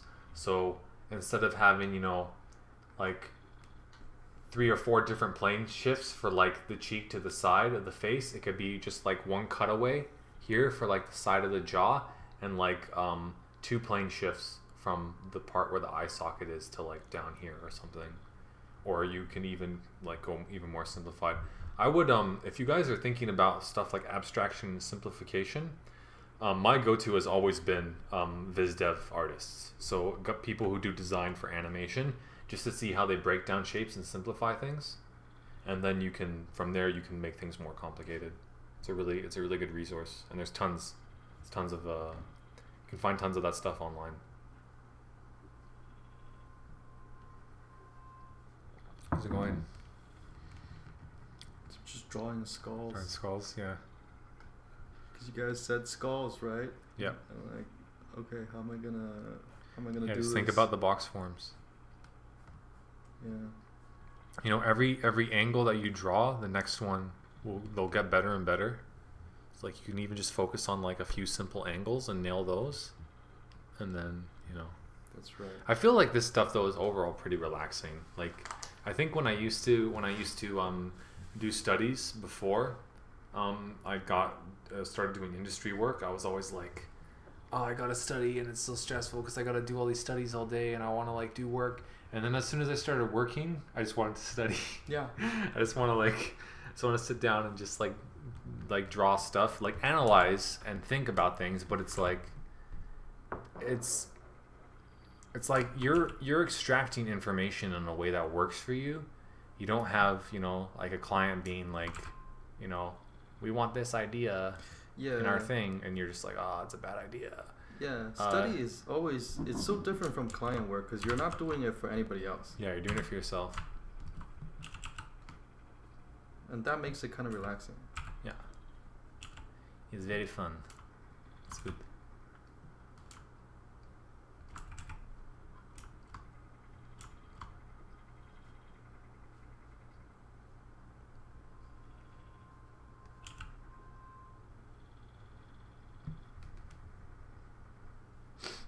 Alrighty. Oh, my posture's bad. GG, well played. I really like what you got going on with this ball thing here. I'm not sure what it is exactly. It does make her feel like she's pregnant with like some kind of weird creature, which is pretty cool. Yeah, a lot of times you'll find, Chris, that when you're running into problems with taking things further, sometimes what you have to do is step back and flatten everything out and then make sure it reads like that first, and then you can push it further. But I would say anytime you're dealing with a lot of different types of material surfaces, like stuff with a lot of specularity and sheer fabric, definitely be using reference for that to see those soft lighting transitions when you go into render.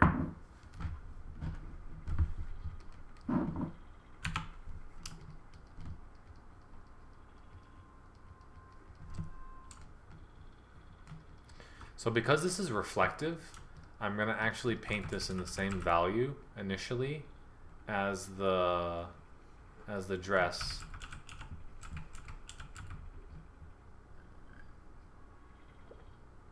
And I'm going to push specularity from the atmospheric lighting .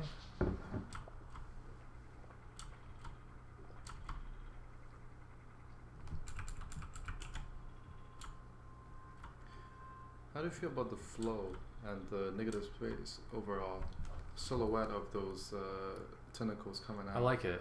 Yeah. I like this balance of it going like it's like an S curve coming down. I like it. I would probably bring this down like this a little. Like I wouldn't make any really big changes overall. Just like a slight.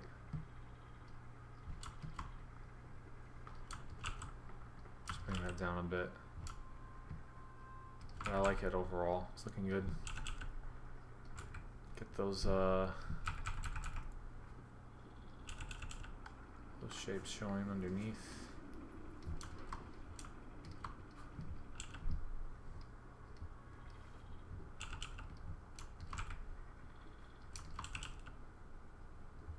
So the best way, as you can see, like one of the best ways to show like sheerness is to make sure you can see the objects behind that it's overlapping and underneath it.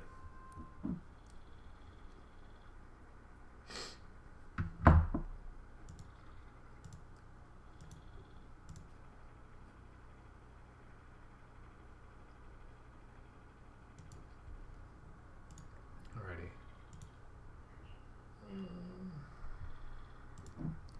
Any questions from the chat? You guys got anything you want me to clarify or break down further? Also, you can ask me foolish questions because those are always fun. Does drinking wine make you draw better? Drinking a little bit makes me enjoy it more. What's not to enjoy? Yeah. It usually takes me about a whole bottle before I start feeling like really drunk. So But having just like a slight tipsiness is always quite nice.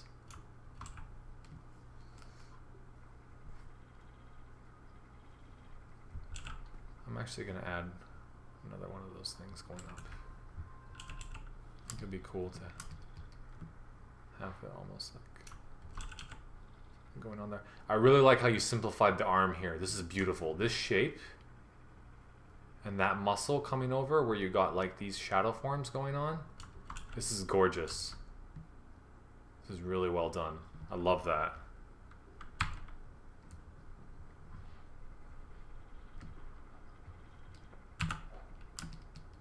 Just do more of that with everything.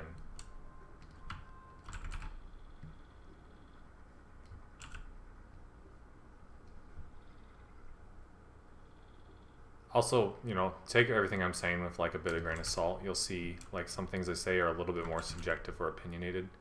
I usually base things off how I approach problem solving and workflow, and that might not exactly work for you. So just make sure you spend time figuring out like how you think about things with your studies, like how you approach problem solving. Because, for example, if you're looking to get into stuff that's a lot more rendered and polished, that's more something where I look at and I'm like, I think that stuff is cool, but I prefer to do stuff that's like a little more rough or more preliminary, because I just want to get an idea out and then I want to move on to the next thing. So some of the stuff I'll say won't necessarily apply to that, but I think no matter what you're trying to do, whether you're trying to take something to render or finish, having a really good base to build off of is always going to be really helpful.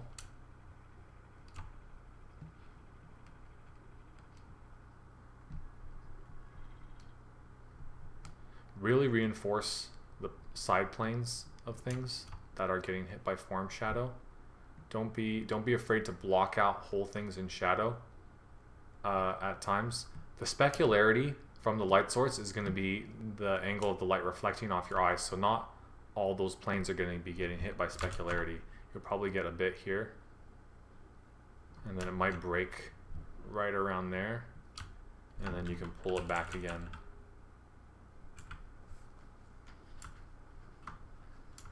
Yeah, actually, I don't even want to put it there at all now. That shear is looking really good.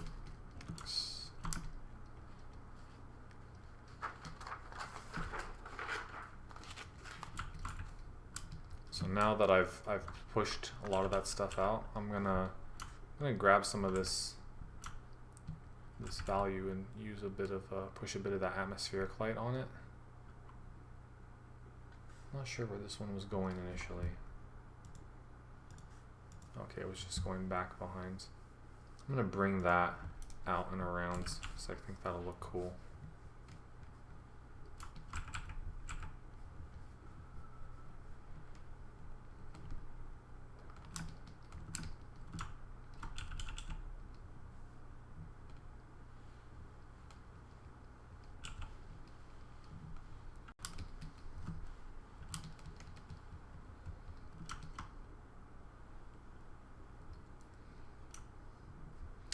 Also, this specularity for the black parts, I wouldn't go pure white like that.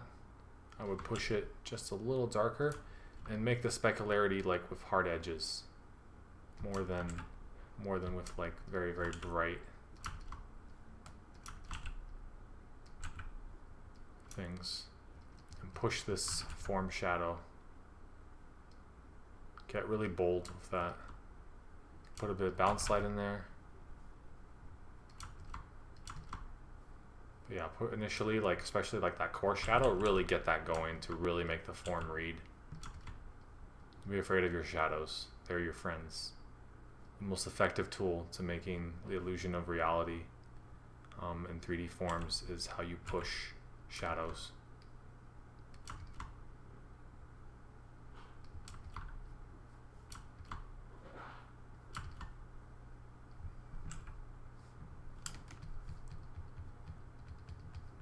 Anyways,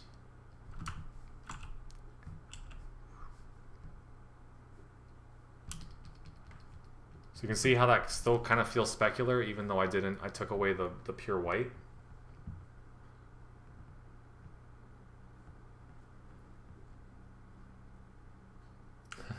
Thanks. Yeah, anyone can send in their work for crit and feedback.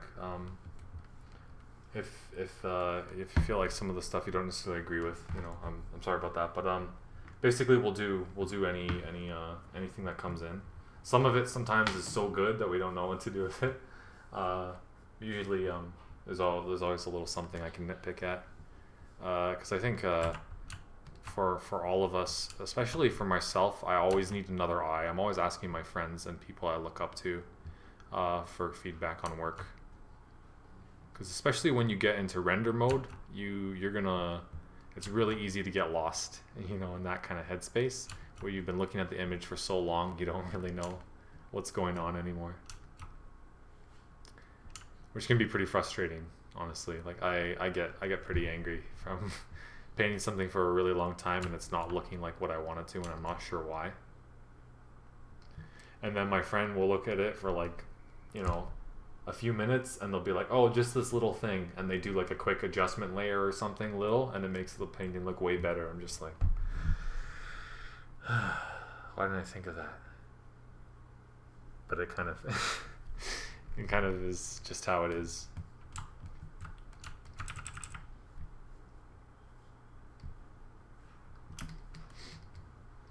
All right, let's do a quick check. This is for, okay, I'm gonna merge these. You can send it to the Talentry Facebook page. I'll link it. I'll do that. Okay, Frank will link it.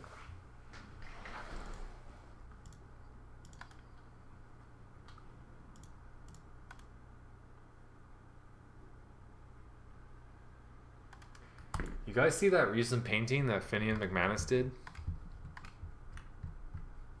He calls it the Somnopod. Oh man, it's so good. This guy has such good design / render sense, like the way he puts them together. Check that shit out.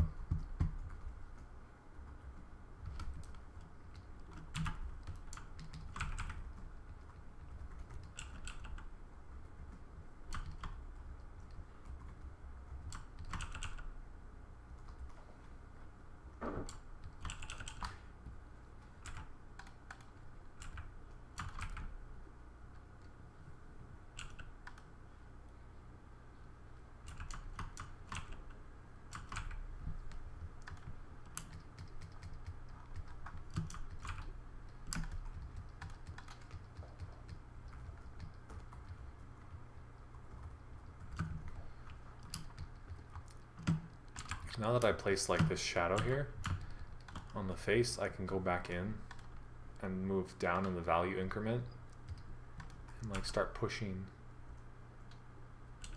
the shape for like the eye sockets and the eyelids.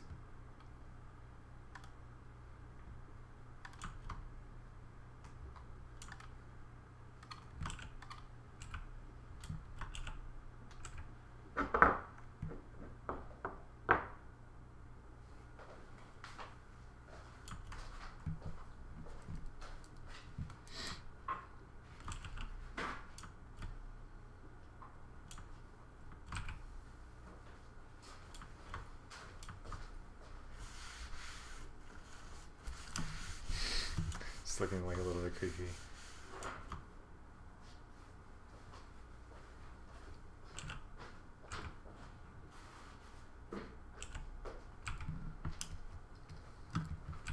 But yeah, I would mess around definitely with the eyes a bit more. I'm kind of just doing like a quick like derpy thing. But yeah, if you playing around with eye direction is like adds a lot of narrative to character. Look at Ian McKaig's work. That's like a really good case study for like subtle stuff within the design that makes things interesting. All right, I'll upload this PSD to a Google Drive and I'll send that to you later. I'm gonna move on to the next one. I'll show you guys. I'll jump back between the before and after a few times so you guys can get an idea. So basically, just pushing the geometry a little more, and it actually really quickly cut this off. But yeah, pushing that, the value grouping, you know, simplifying things. You can always go back in and add stuff more, but make sure stuff reads simply first, and then you can go back and play around with stuff. But overall, like the initial image is really cool. I like where you're going with this. This is really neat. Do we also take critiques from the Discord group? I think we can.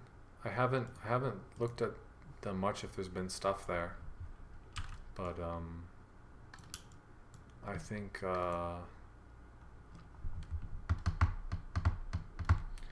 that's not a bad idea. Yeah, right now most of it's from our students. Mm-hmm. But I think the Twitch audience can also join our Discord. Yeah, you guys can definitely, because we have rooms for the students, but we also have just the general lounge where people can hang out and post work for crit. Yeah, and people do help each other. It's pretty nice. So you guys can check that out. Do you want to link that, Frank? Yeah, it's if you scroll down, there's a big button there says Discord, and on there is a link.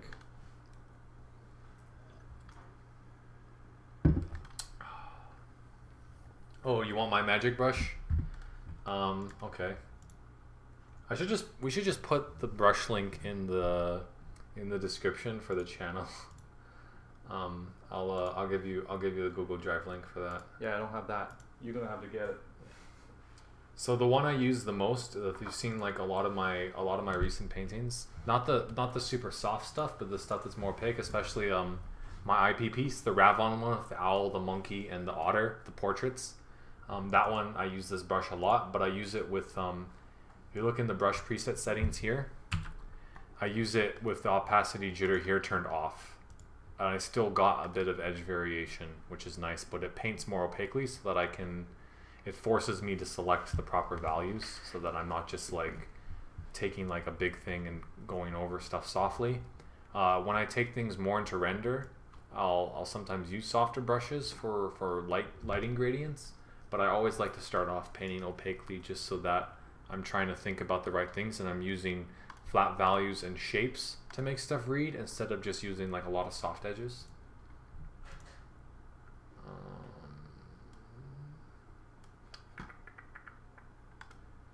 Where did I put that? Okay, it's here.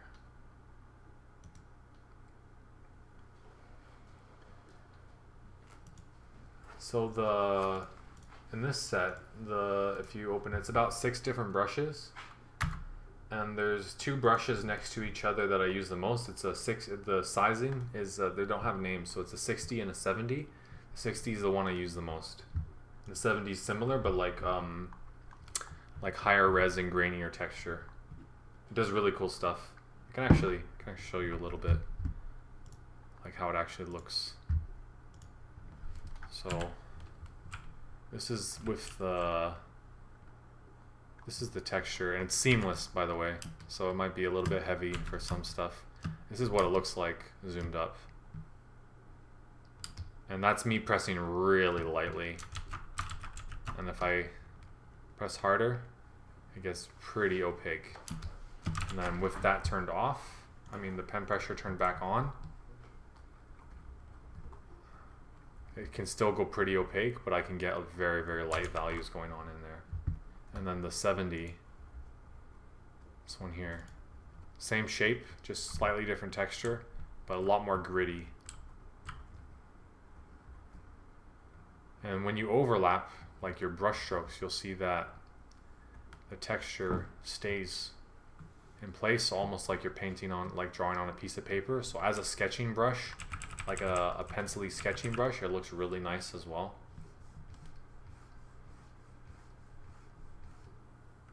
can get like really nice lines going on.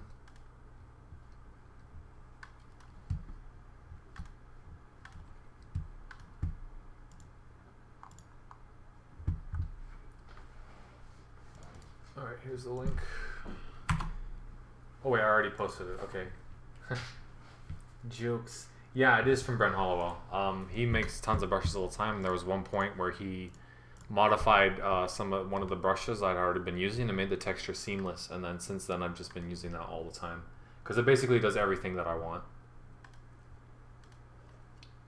I do go around and try other stuff, but it's mainly that brush.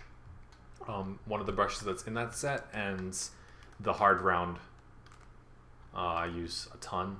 And then I sometimes use the Carla brush, which is the one I started sketching with. This one here. Is that textured?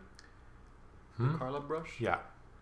But it's soft. It's really subtle, right? Yeah, it's very painterly feeling. But you can go pretty opaque with it at the same time. Yeah, Brent makes really good brushes because he does a lot of like creature design kind of stuff. So he's always developing different types of brushes with like texture and weird edges and stuff to kind of get different things.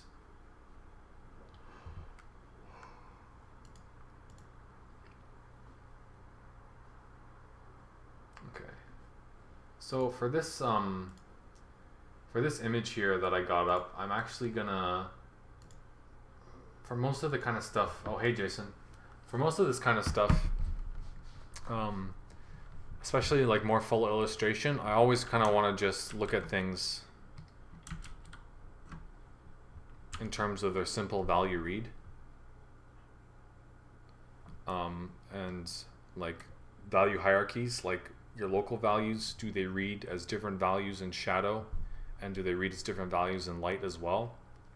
If you have very overexposed lighting, everything that's going to be getting hit by light is almost going to be the same value, but just like really subtle differences.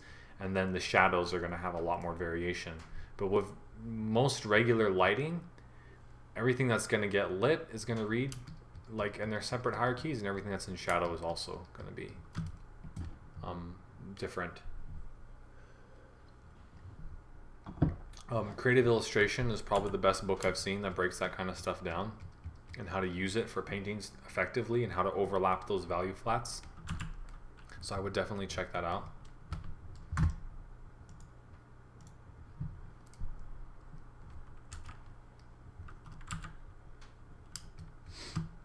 So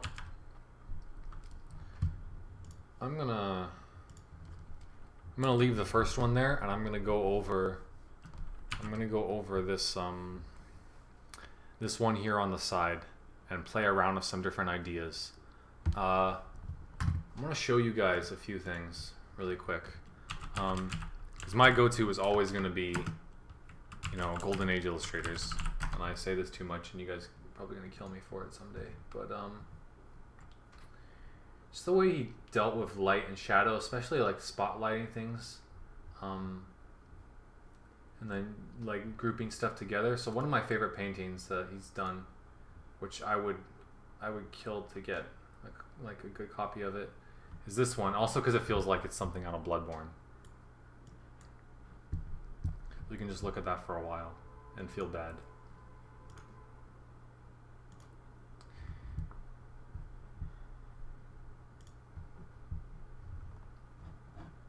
Yeah, I really do feel bad. It's basically value composition. Mm-hmm.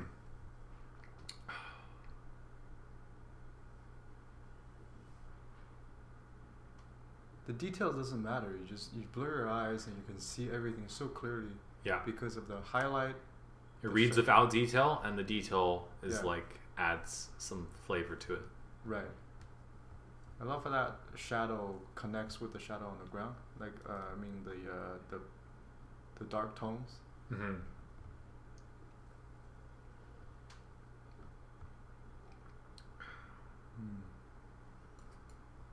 Feels bad, man. So basically, if you group this entire thing down into 3 values, it would be very easy to see where stuff stuff overlaps and reads. So I would highly recommend looking at a lot of your favorite paintings that you think are really good compositionally and trying to break down how they work by doing little thumbnail studies with the flat round brush and doing like 3 values like gray, black, and white, and just pushing and pulling the shape overlaps till you get something that reads as an image. Oh, this is by Dean Cornwell. But a lot of these guys had very similar, I don't know necessarily approaches, but the way they painted things compositionally, lots of big graphic shapes, simple value hierarchies, more of like very very graphical overall, which I really really like, especially with black shapes. They always really simplified like the darker values, which was really cool. And then they use a lot of negative space. But yeah, I like Cornwell's stuff a lot. Okay, so let's play around with some stuff here. Let's try some things. First thing I'm gonna do is I'm gonna disregard the light sources. I'm gonna push. Well, I'm gonna have just the main one. I'm gonna get rid of this.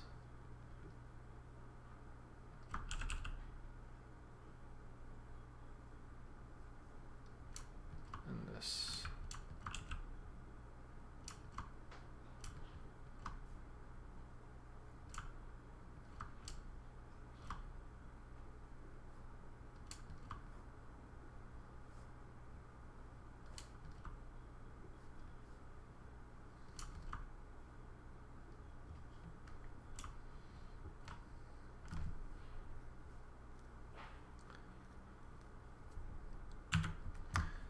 So,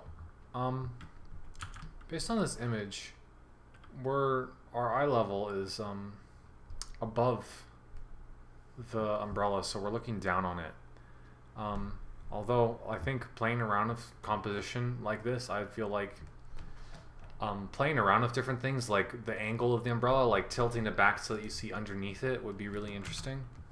But for now, what we're going to do is we're going to think about local value in shadow.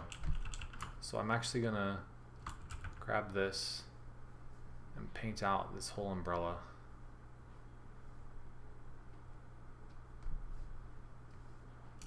And I'm going to bring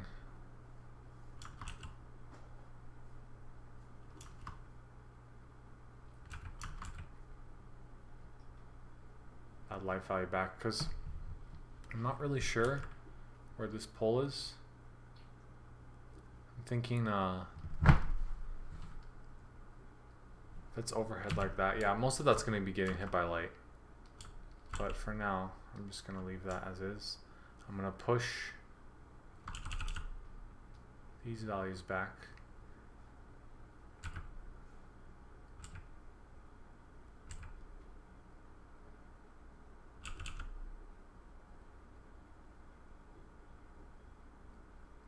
You actually get something more like that, because those it's going to be angling away from the light. So now, first thing we notice, it's not silhouetting really well, so we can play with making the overlap a bit more prominent.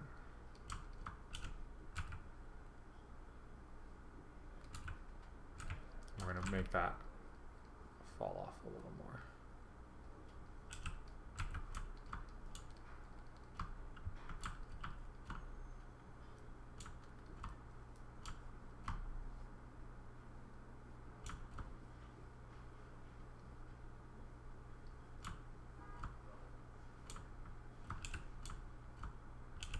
So if this light, especially close to the light source, most of this stuff is going to be getting hit by like a lot of specularity.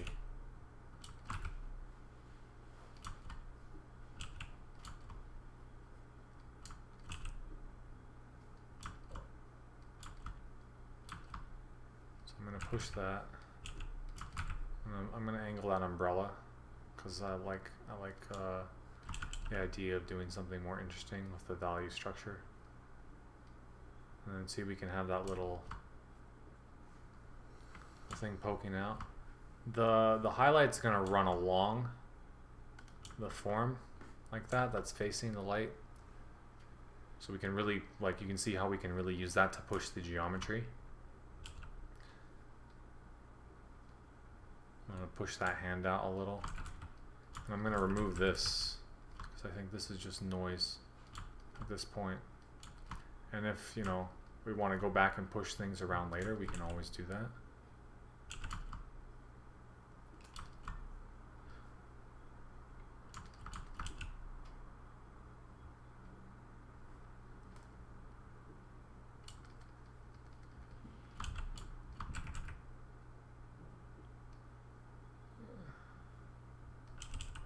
I'm gonna simplify all this.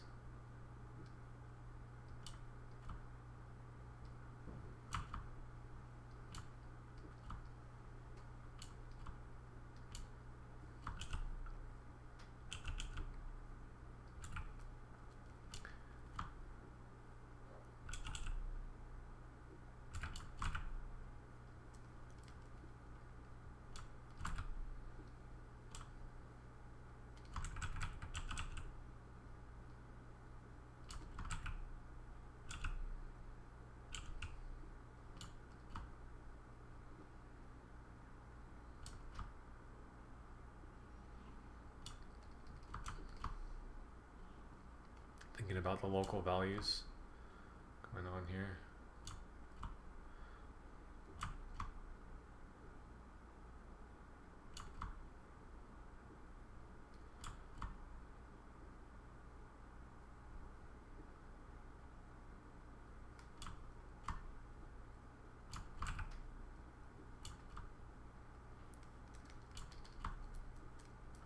So we don't need to, like, you can see right here with the original, you've got like almost like 3 different light sources going on, which is creating like pretty creates kind of like a lot of noise, and it kind of feels like I don't really feel much in terms of mood, you know. I think if you had like a lot of lights around, like it was lit up like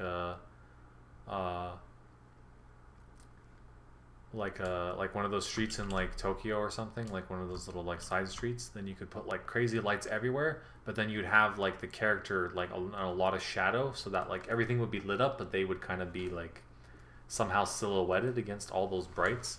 But if you have like this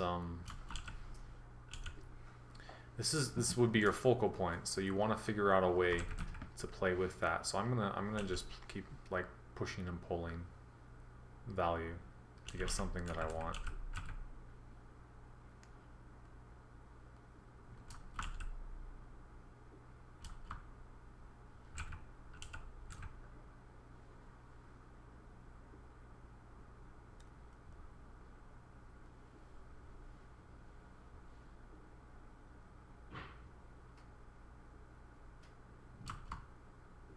See, because all this is in shadow, we can have that like quite a bit darker.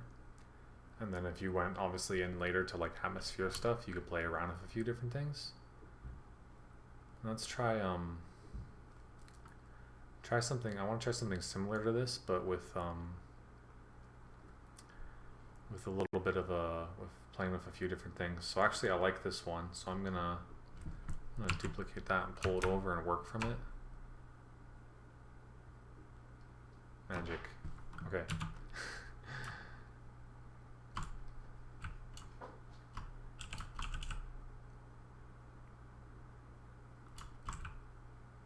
I see what you're doing. You're just extending that mid-tone down, right? I want to try to simplify some of the background more.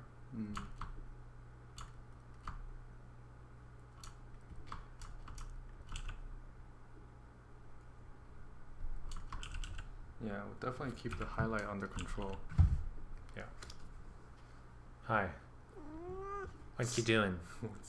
He's in front of my screen right now. Well, it's right in front. He just wants attention. He's a bad boy. Yes? Can I help you, young man? It's hard to resist because he's so charming and handsome. I don't know like how to deal with him.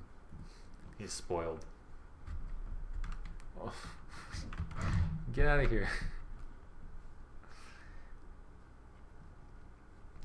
Mandy. Rest my eyes for a second. Mandy. Mandy. Mandy. Mandy. Mandy. No, I'm not sleeping. I'm drawing.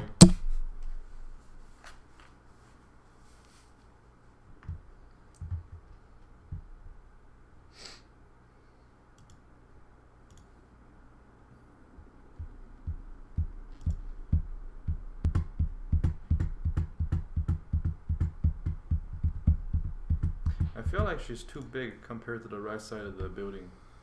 She's too big? Yeah. Yeah. Look at what's happening on the right side. The door is closer to us, and it seems smaller than the girl. Yeah. So that's true. As a one-point perspective, you know, if you put your horizon line in, you'll see that the things are falling away way too sharply. Yeah. Like they're shallow. Yeah. I'm gonna actually try something.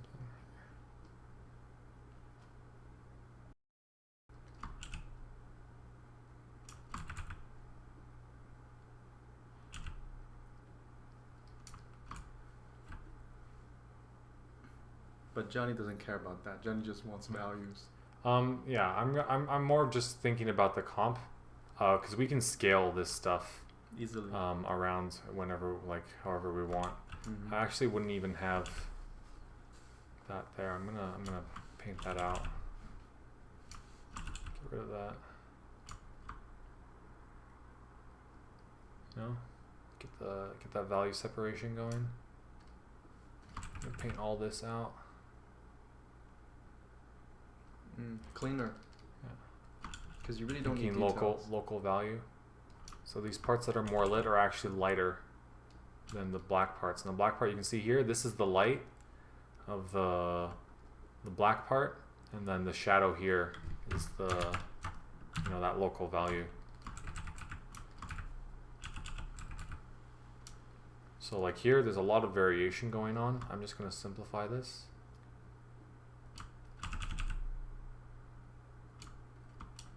Into that. I'd made some puddles on the ground. I'm not sure what value that would be. Well, they would reflect. So maybe the light. I don't know. Not sure. Yeah. I'm gonna keep pushing and pulling a few things. Yeah. So you can already see like how much we can do just with using the same image and pushing lighting around. It's not like we got to you know, do anything super crazy. So like if you have like a drawing that you set up for your composition, then you can actually play around with different types of lighting and see what happens. So I'm seeing right now that this value is actually too close to each other. Look at that. See when I take the light value and go into the shadow, they basically bleed into each other. So what I'm gonna actually do is try pushing that and see what happens. Excuse me.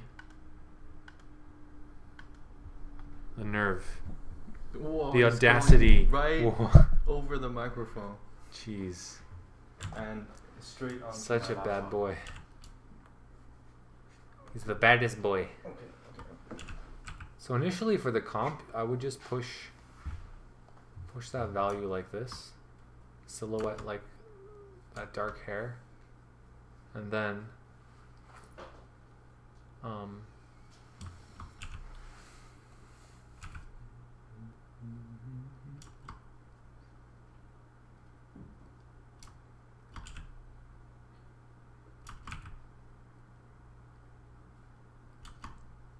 like it that you darken the background. Like the light, it's not supposed to have that God ray. Yeah. Like the volumetric shaft of light. Yeah. That's not supposed to happen unless you have like a lot of fog or a lot of dust or something like that. Yeah. I'm playing with simplifying a lot of the values overall right now. So I'm actually making I'm actually gonna make this come over like that.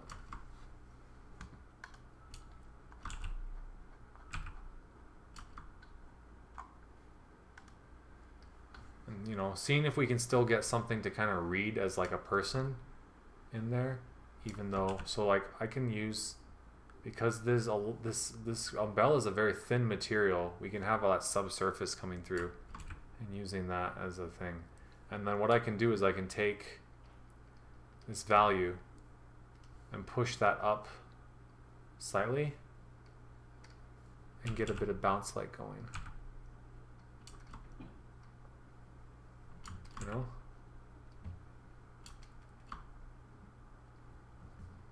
You remember? You remember? You remember? Hmm? You remember? What? What are you talking about? Nothing. Just spicy memes.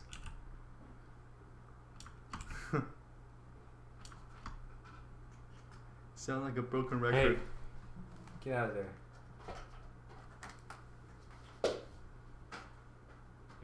You bad boy. He does this thing where he goes to the back of my computer and like Chew wires. tries to chew wires or pretend to get my attention.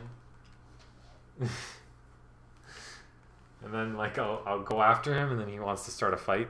So he'll like the claws and teeth come out. He's very playful, paying attention a lot, so if I'm not like playing with him a lot, he gets like a bit, starts going a little crazy.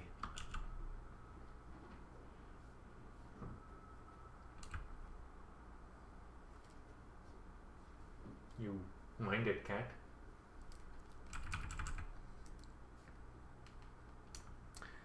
And we could even, you know,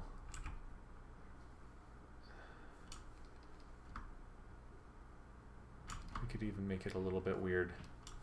You know, get a bit of that.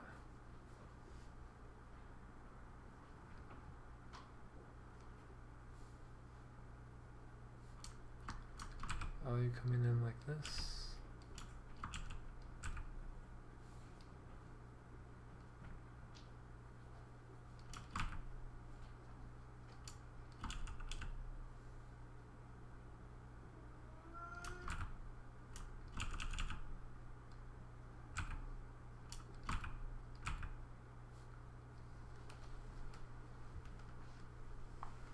I'm really rascal today. Rascally boy.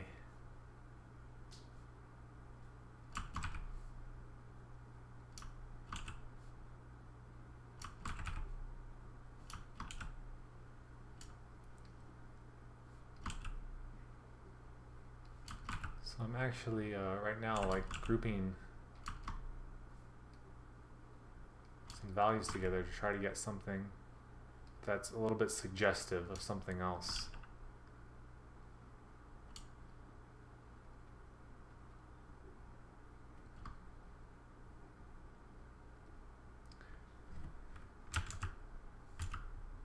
And I'm gonna also play with, actually no, I like that. I think all that should be in shadow. It's like really, yeah, I got a little dark on this. So I'm basically was like thinking like, oh, she's holding like a katana and it catches the light like that.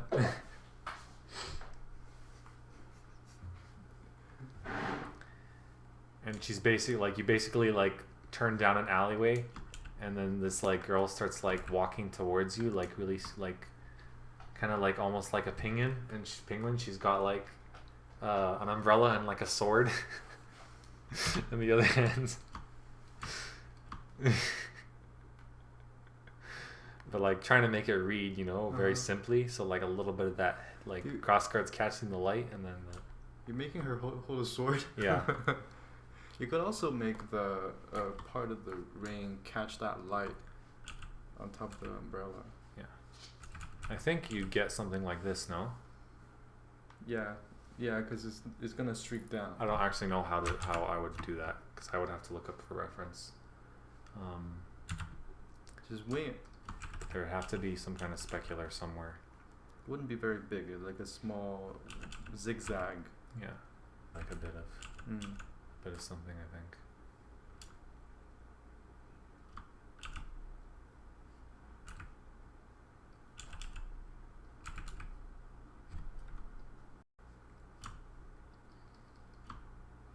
This is a little bit too creepy for you guys right now. Good.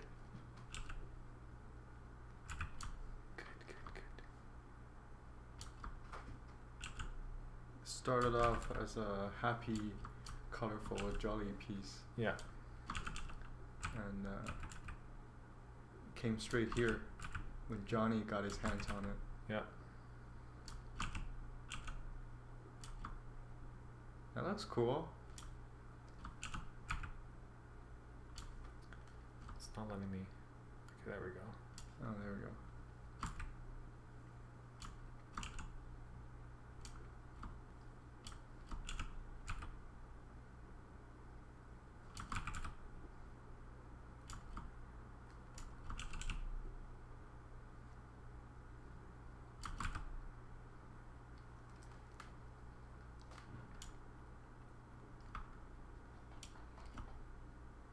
So I'm basically, my idea is to keep like all the street looking pretty wet. So I'm gonna make like a mirror this stuff a little.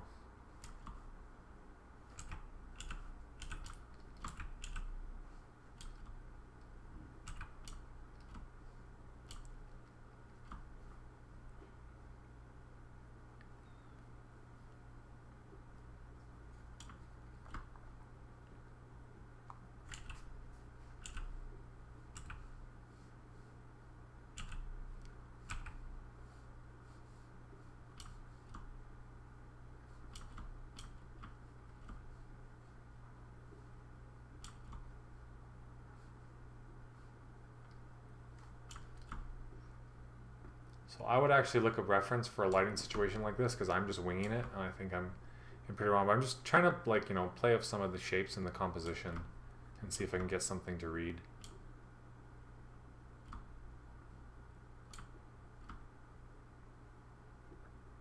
Just basically like making everything feel,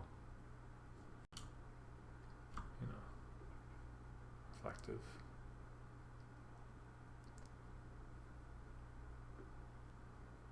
Yeah, I think I got my specular a little bit mixed up there. Add like a little one there, just to make it feel like a little bit more of that focal.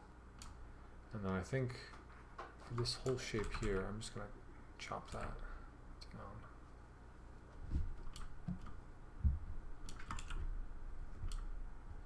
And then this guy doesn't go a day without some kind of mischief, you know? Are you ever a good boy? Is there a day when there's a good boy, Benny? I love this guy, by the way. He's the best. He's very mischief man. Think because you're good looking, you can get away with whatever you want. That's pretty much it. He does, yeah. He does. That's the rule. Oh shit! What happened? Okay, there. All right. Benicio just deleted the painting. Yeah. Okay, I'm gonna save that. So yeah, play around with things. You know, push and pull stuff. You could even like bring the lighting out of the screen, out of the scene, or have it more frontal so that maybe only the top of her head is getting hit by shadow and like most of the front part is getting hit by light. You can do all kinds of things. But yeah, that's still got some time left. I want to finish up the other one and then just chill for a bit. And just talk to you guys.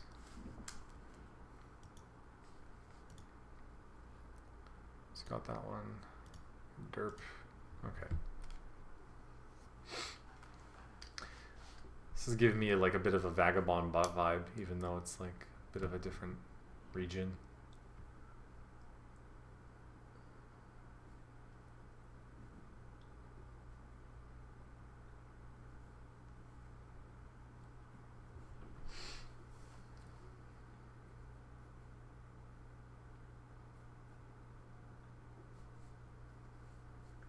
We're pretty well behaved. I'm not gonna lie.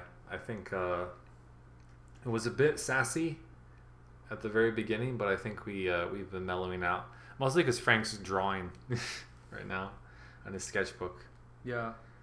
Yeah. I'm a good big supplier of sass. Yeah. But Jonny does alright without my help, so. Mm-hmm. Oops. Ooh. Actually, I like that. Right off the bat, I'm just like, yeah, that's cool. Okay. Screw it. I'm doing this. That's a vagabond right there. Okay. That's actually cool. That means I can actually just do this. Magic wand. Select. And then bucket. Actually, on this layer, I'll do bucket. And then I'll make another layer. It's this one.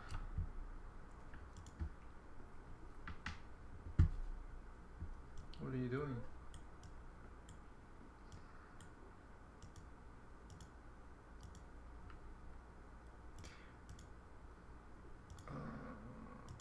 I have no idea what you're doing. I want to put that on multiply.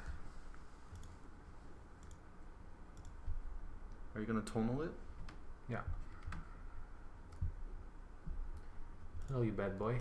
So you're gonna find a light source? See what happens? No, I can do this. I have no idea. Lasso, deselect. Go. Don't. I don't know what he's trying to do, but whatever he's trying to do, he's not gonna sleep on my computer again. But he's so handsome. Handsome boy. Did he get some water? I'll give him some water. He's trying to stick his head into my cup. Yeah. A lot of times though, I'll like put water out for him and he won't even drink it, then he'll just come and drink mine.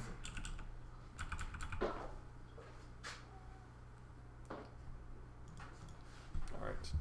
I was like, why are my shoulders hurting? Oh yeah, because I'm slouching like a scrub.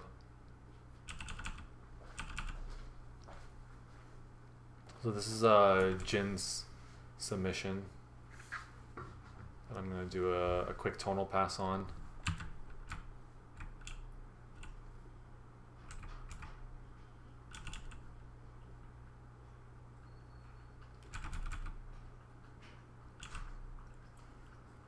Oops, wrong layer.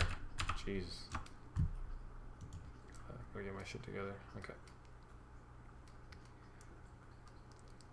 That is so cool. It just basically right after you separate the values, everything start looking more and more readable. Yeah.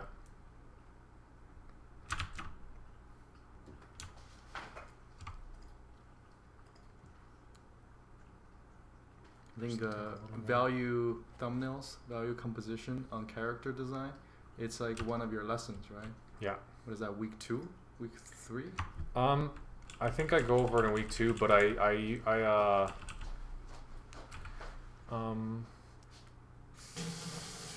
it's week 2 or week 3, but it's one of those things that I always go back to and try to like refresh. Yeah. Because it's super important. Your values have to read separate from each other as much as possible. You don't want your values to be confused for other values. You know? Values of life. Yeah, basically. You don't want to be like good, and then people are like, "Oh, you bad," and you're like, "No, but I'm good." Yeah. And then like, "No, you bad." No, you and confused. then you have a lot of confusion because of that. Basically, and everyone's mad. If you're gonna be good, always be good. Don't be bad. If you're gonna be bad, don't be good. That's confusing. You know, like what are you going at? What are you trying to get? Where are we going with this? Oh, it's fine.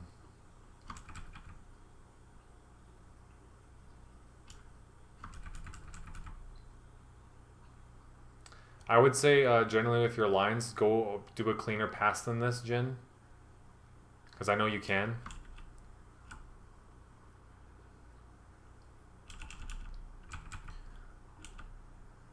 wouldn't you just like put it on transparent and do inking after? Like what I call inking is you do line for another pass, or yeah, you'd lower the opacity on this layer and make a new one, and then go and like, so he's got a lot of like kind of like rough hatching that's going on. I would just go and just draw the outlines of the separate forms, and then add like some secondary ones for like some of the wrinkles and things. That'll end up being cleaner than trying to clean up your lines, right? Like just no, you could go straight from this as well, but it's just if you were going to present it just as flats in line, you want your lines to be pretty clean. Okay. This for me though makes it harder. If I was going to take this to render, I would clean up my lines first. Makes sense.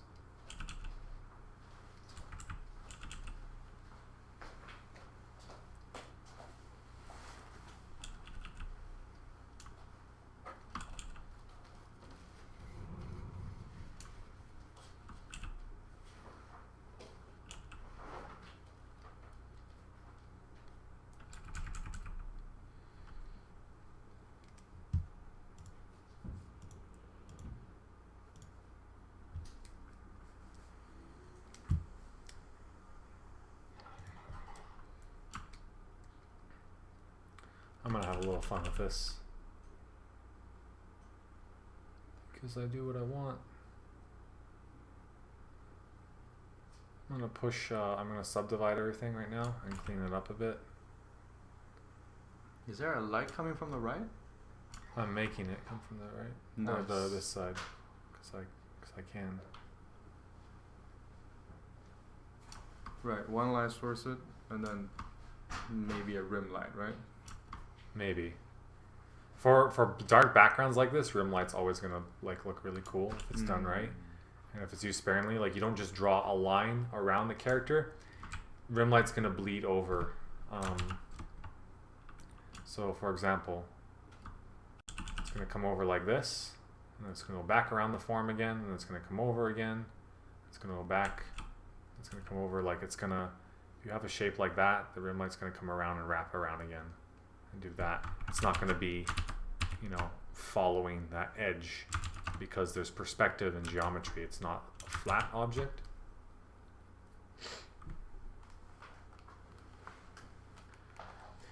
Hey Zabi. Oh, is Denzel here too? Whoa, I missed a bunch of chat. Give me a sec. Let me get up to speed. Wait. Oh, there's Denzel. Okay, he says edge control. Okay. Denzel is edge control. Yeah. Nice. We should just be talking about edge control all the time. We do. Why not? By the way, have you guys heard about edge control? Yeah, have you heard about it? Huh? Huh? Is this thing that's gonna happen in August?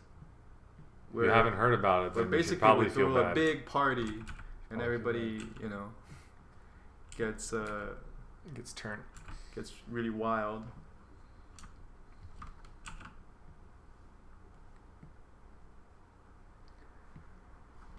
It's basically the annual Artists Gone Wild in Toronto. Yeah. Just think about it like that. Artists Gone Wild. Nice. That'll learn him.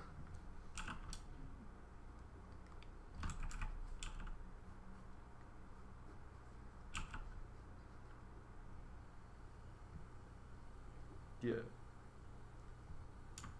So when Artists Gone Wild, we do a bunch of shit like seminars and drinks and portfolio review. Oh my goodness. Oh my goodness gracious. Oh my goodness. It's so good. Anyways, I hope to see some of you guys out for that. That'll be really cool. Yeah, tickets are available now. Yep. So get your early bird. Zabi and Denzo are the organizers. They did a fantastic job last year. Oh man, last year was so good. It's the best.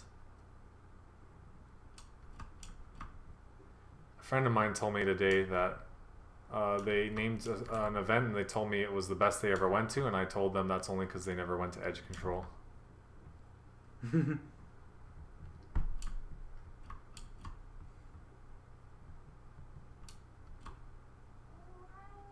What? Yes? And what else?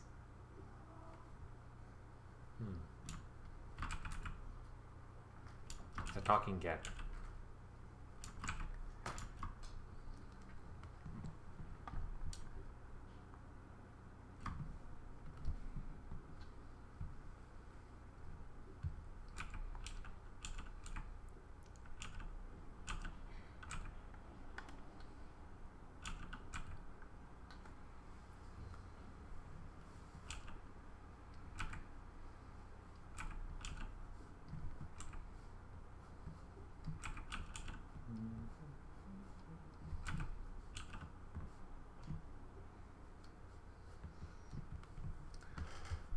There, I already put the edge light in. See? I do what I want. So I usually put it in after, but because I'm, you know, I get to experiment and play around with things, I trying to put it in a little earlier and see if it still kind of looks okay. What is this tomfoolery? Yeah. Blasphemy, I say.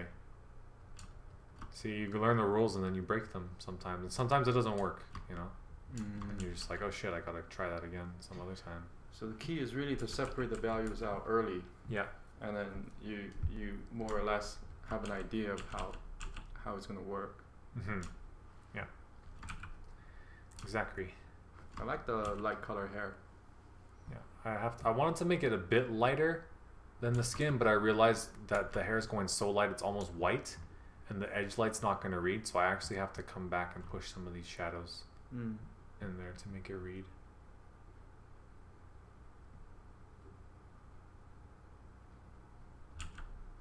Yes.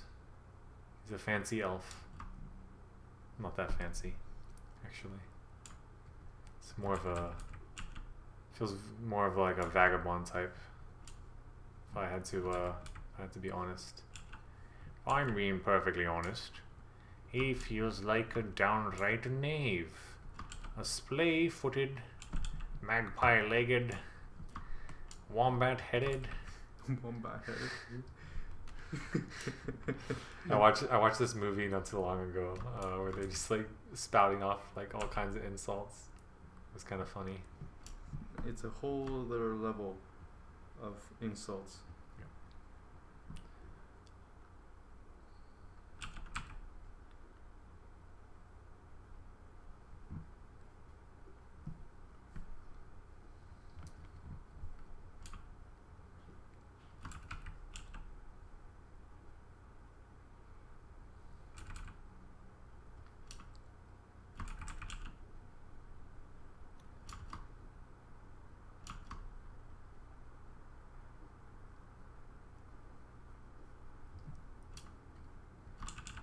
How are you guys feeling about this now? You feel like it's looking reading a little better?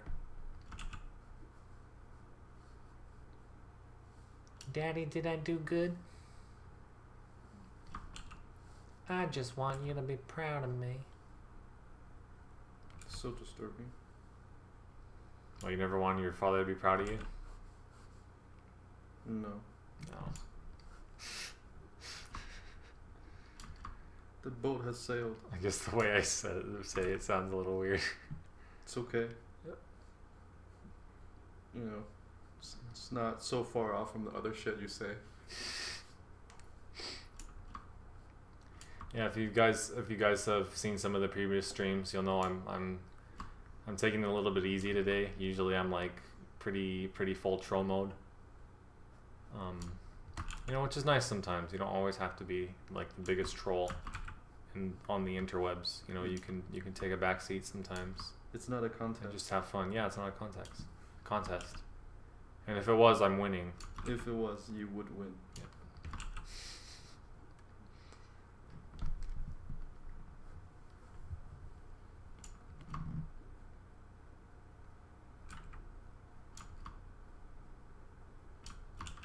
And I don't troll, because I never troll. Okay. Guys, Frank says he never trolls. Do you believe him? I never troll. I am not a troll. I'm not a troll. I'm a very nice boy.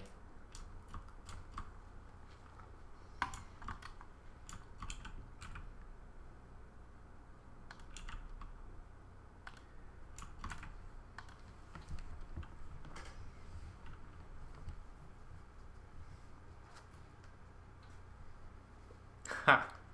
See? You have an innocent face, so oh, okay, I guess. Everybody believes me.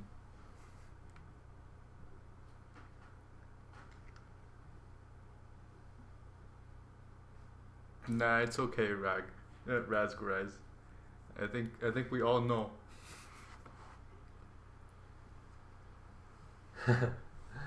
Looks are deceiving. In my case, they aren't, probably because I look like a troll. Well, this is my my defense, my shield, my disguise. Yeah. So that you can come in under the radar, and then land the final blow. The unsuspected. I don't Hit know. him where it really hurts. Yeah, basically. And then you just be like, "Get good," and you run off.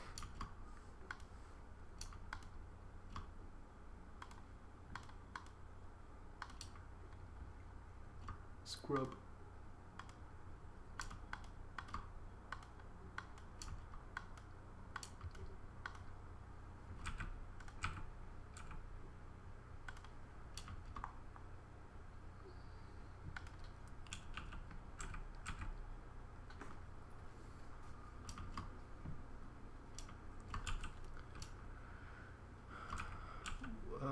Why is the sword like all saggy?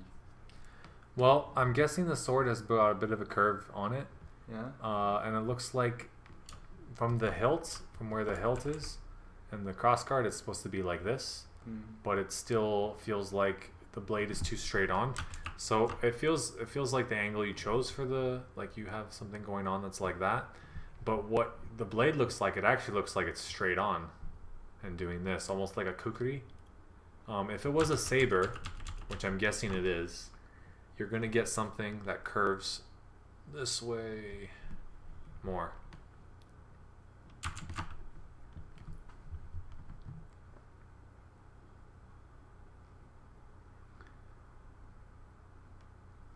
Yeah. And I'm glad though that you at least drew the cross guard at an angle. Drawing it straight on is always looks pretty scrubbish. That's crazy. You just made a limp sword go into full erection. Yep. That's what I do. Yeah. I do it all the time, man. That looks better. All the time. I have Just say superpowers. That works. Yeah. And then, actually, I'm gonna bring a bit of that shadow shape over here to make like the sheath coming from that side, and pull it over here in the back. So it looks like, you know, he has somewhere to sheath the sword.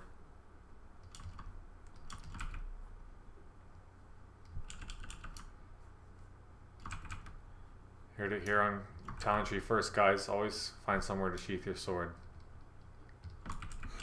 Keep it safe.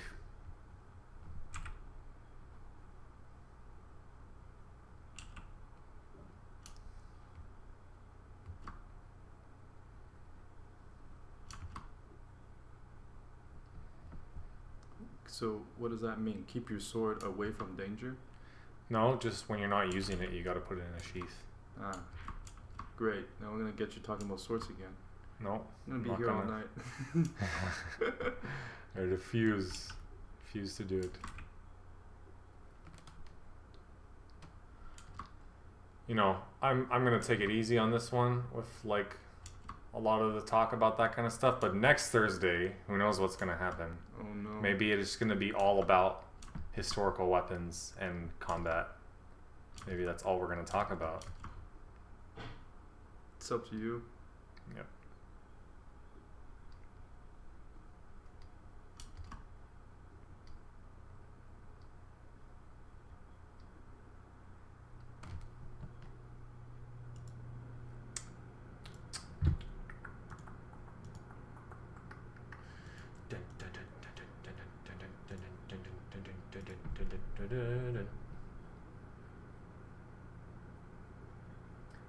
Uh-oh. Someone said, oh, I'm not even going to repeat that.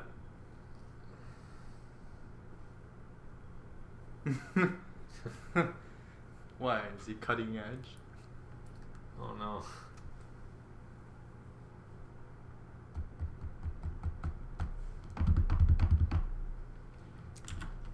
Okay. Let's get a little bit before and after. We're going.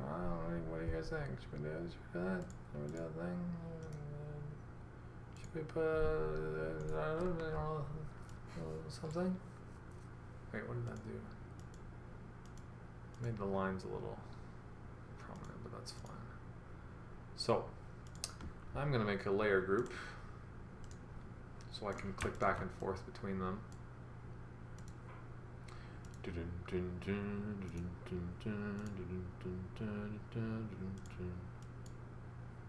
Yeah. So, you can do a lot with value. Changes a lot of the mood up too, right away.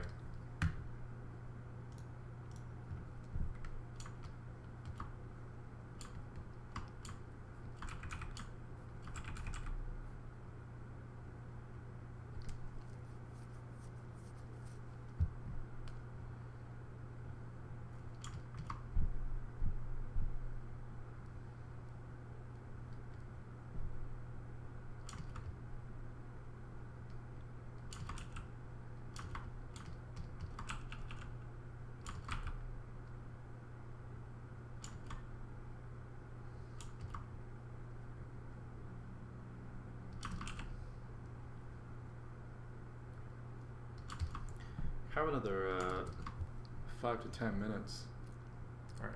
On the last one, because you want to chill for a bit too, Yeah. right? I do, good sir. I do. You would like to chill it. You know, I like to have the chill times. It's good. I'm a fan. The times that I'm a lord of leisure, after all. Really? Yeah. I know how to enjoy myself. I think that's important, especially with these kind of things. You got to know how to take time off and chill, refresh your mind. Otherwise, you go mad. Like Frank, he's mad. Look at him. The secret is I'm always furious. Yeah, that's the secret. That's the secret to painting, guys. Always be mad. Never be unmad. Yeah.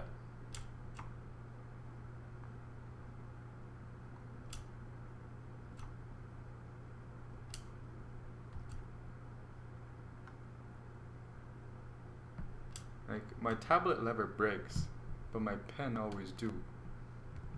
Because I throw it like a dart.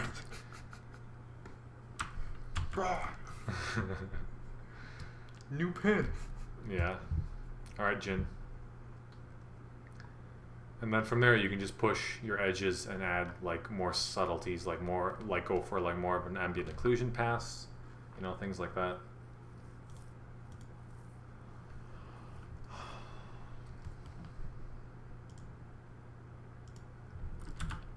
Yeah, just throw it at people. Throw your pen at people. And whip out another one. Yeah. Derp time.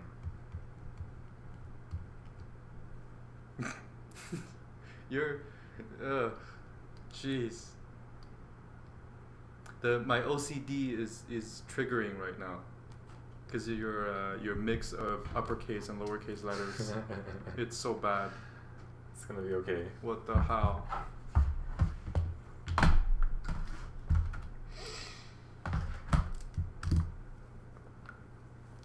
Okay.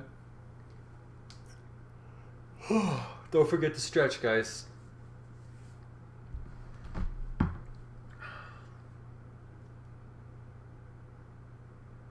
So, we've got about another 20 minutes or so Is there any more wine left? Yeah. Ha ha. We're gonna have to restock for Saturday. That's true.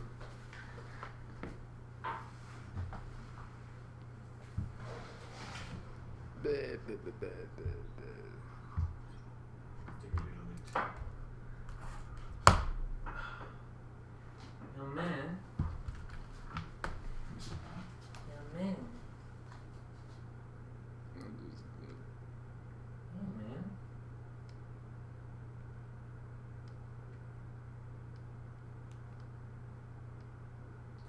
He's a fatty. What is fat? What is this? How do you account for this, good sir?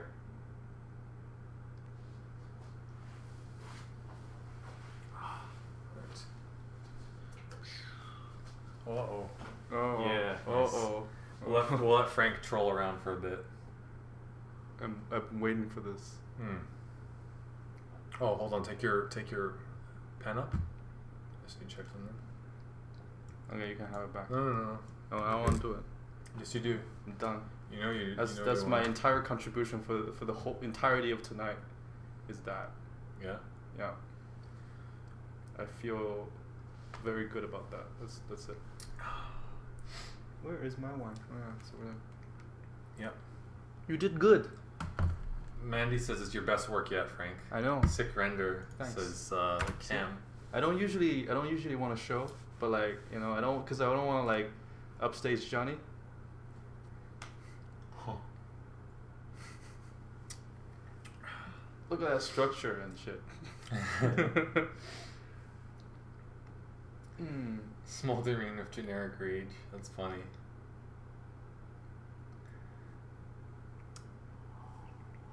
So what's been on your mind, Jonny? Actually not a ton. I think mostly it's just been me learning how to deal better and better with stuff like client feedback and just having more patience in general. You're the first to lose your shit when clients' feedback come in. Cause I laugh at it too, because it's like, because me and Joe is pretty chill. Yeah, they've been doing this for a lot longer than I have, and I'm very opinionated about how I go about things and what I think is good in terms of design and presentation and all these kind of things. And I don't know, sometimes you get feedback on something and they'll nod their heads and be like, okay, we've got to figure this out, and I'll be like, this is ridiculous. I quit, and then I leave. But then I actually have to explain to you that But yeah, no, I'm just. It's not the rage. It's more of like, hey, you got to do this, but here's why. Mm-hmm. Yeah. But it really pays off when the client knows what they're doing. For sure. Like that light is janking me. Hold on. That video we saw with Chris Du. Yeah. Talking about taste. Really good. That was really good. What he was saying is that we're problem solvers. Like we deal in a value exchange. It's still trolling me. Oh well. So when the client gives you something, they're asking you to solve their problem. Yeah, they're basically paying you to solve their problem. Right. So which means we can't complain about the problem first. Exactly. We got to analyze it, really look deep on what they want, and then solve it, and then pretend to be like. At that point, it doesn't matter how good your taste is. You need to problem solve, and you need to basically make the client happy, regardless of what you think. So for the people in the chat, what is your worst client experience if you have one? Like, what is your worst, like, oh my god, I can't believe this is what I'm getting, Because I don't think we ever had to fire a client ever. Like we've got some crazy feedbacks. Even in just the time that I've been at Crush, there's been some stuff that I've just been like, whoa, like that's what people. This is real, This is the stuff that you have to deal with. Yeah, you always got the surprised look, but Yeah. It's actually not getting paid was pretty shit, says James. That sounds bad. Yeah. Shoe Thief says he's had some bad ones. I think everyone's had a few bad ones. Yeah, artists rejecting feedback, like no, like we'll talk really mildly about client feedback and stuff, but we never really reject it outright. There's never been a case where like not doing that, fuck. Yeah, exactly. Because really, like you're cooking them a meal. Control you guys a little bit more. Jonny, your face is too big. Yeah. It's blocking the sun. So now I'm like looking at your face. I can't think of anything to talk about because your face is right there. Yeah, hold on. I'll sort you out. Okay, there we go. Wait. Oh, double face. Doesn't help. No. Yeah, you know what we'll do? Okay. I got There we this go. thing. Much better. Now I gotta look at your Facebook page. It's all porn, by the way. If you guys are wondering. On my Facebook, that's what I do. I just like share porn on Facebook. Oops. Hold on, I'll give you something. Jonny has I'll an give you something entire more different beautiful. account full of porn, Yeah, it's my hobby on Facebook. and he calls it drawing reference. Yeah. I'm trolling, by the way. He doesn't. It was like, what, Jonny? Jonny, why? Oh wait, no, it's just our station. There. Oh. I'm kidding. Always I'm on the so front bad. page, you got like the boobs, the crazy cleavage. Hey, I click on it every time. Yeah. That's why. That's you know. Shoe Thief says he's still waiting for payment from November. Holy shit. Ooh. Feels bad, man. Oh no. Feels bad. I know how that feels like. When I was doing freelance, I get like at least 3 a year where we'll never get paid, and they're well over a few hundred to like over 1,000 or more. Yeah. But that's when I was working individually as freelance. Yeah. I feel like over the years you definitely learn better ways to deal with that rather than just to write a heart-wrenching email. Yeah, like, exactly. Hey, listen, I don't want to push, but like you really gotta pay rent because that's not really gonna help you that much. Because I've written that. I've written emails like that, and it does not help me. Yeah. Drive by Uppercut says, client got mad they didn't get to give enough feedback and said they wouldn't pay the normal rates. I'm guessing those normal rates are pretty low to begin with, though, which is kind of sad that they wouldn't want to pay that because, yeah. It's yeah, people are funny sometimes. They think that like this is like something we just like to do because it's fun. And then some of them start to understand things. I think it's getting better though. Like I think there's more art directors or people that are like production management that have a little bit of an understanding, at least, or they kind of know what they want and they know that it's like what we're providing for them is a pretty valuable service. I haven't seen, most of what I've seen is just people not like having communication issues more than anything. That's right. How do you say, these words so that they make sense to the other person, and then they don't do it? Yeah, well, because it's communication over the internet, and you know how much could get lost in between the lines. Exactly. Yeah. I remember Artgerm saying something like, the best way is to make your client your fans. Yeah. Because if you make your client your fans, it means your service is good, you're good at communication, and you really understand, or at least you take the time to understand what they're on about, like what do they actually want. Exactly. Right? Yeah. So if you treat them like if you treat them like your girlfriend, and you're like, okay, you're not making sense now, but I know that every fight comes down to you feel like not getting enough attention, so you kind of like work your way around to understand what they're saying. So it's, if you don't understand your client's direction, it's not their fault, it's your fault. It's your job to understand them. So you ask them questions. That's what they're paying you for. So that's what they're paying you for. That's a huge thing. If you're not asking your client questions, you're doing it wrong. Yeah, you just take their feedback and their brief, like, oh, this is what I get. Okay, maybe something like, basically, if you're guessing too much, then you're not asking enough questions. Yeah. When that girlfriend make you guess. Yeah. You gotta really. Jin is saying, Frank, maybe you should link your YouTube. Your old paint and talk videos are still great. Oh, my YouTube. Yeah, it's just I think I actually had it open for just now. I actually have to Google myself because I don't remember anything. Frank Hong. Frank is gonna be like some article. A cool Asian artist, Frank Hong. Yeah. It's gonna be that face that we have for the emote in the Discord. It's gonna be just that face, and just like a long article. Yeah, if you go, yeah, that's funny. I'm gonna make a. I paint things. I'm Frank Hong. I'm gonna make a face for Benicio so that I'm not the only face on there. Yeah. Yeah, Benny's great. Mary, can you actually see him? Yeah, no. The camera switched around, so it's a little bit off, but it's not bad.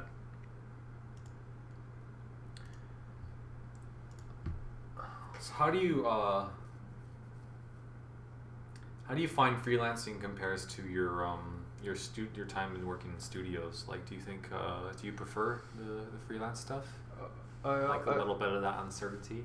I always say when people transition from working full time in a studio to going completely full time freelance, it's like taking the plunge. You're taking a leap of faith. Yeah. Because right from the beginning, you're not gonna have the client list to be able to make it consistently. Mm-hmm. Like you need people need security. Yeah. More than anything, right? Because this world, as we see it now, because we're in the generation of millennials. We grow up being told that if you work hard, you put in the time, you can be whatever you want. Yeah. So I took that and I wanted to be an artist.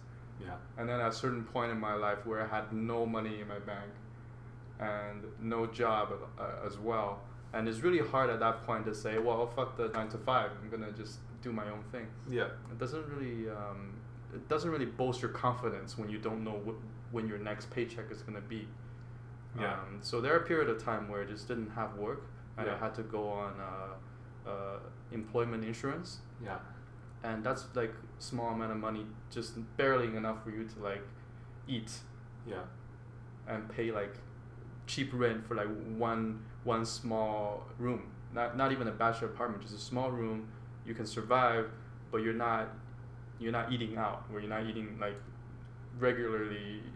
You know, at that point, you still have to paint. Sometimes you just don't eat at all. Sometimes you just don't eat at all, Yeah. but then you still have to paint because if you're at that point, you're like, I'm hungry. You're like, I'm hungry, and then you open the cupboard or the fridge, and you're like, oh look, there's no food. I guess I gotta keep painting. I guess I gotta keep painting. Maybe food will magically appear if I keep until painting. food comes. Yeah, until food appears.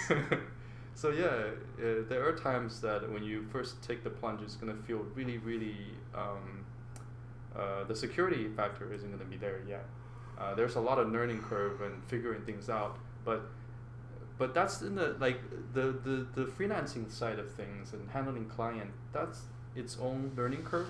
Yeah. Like to be able to do that, just like you make mistakes drawing anatomy, you make mistakes drawing stuff. You're not gonna pick up the pen and suddenly become the most proficient artist out there.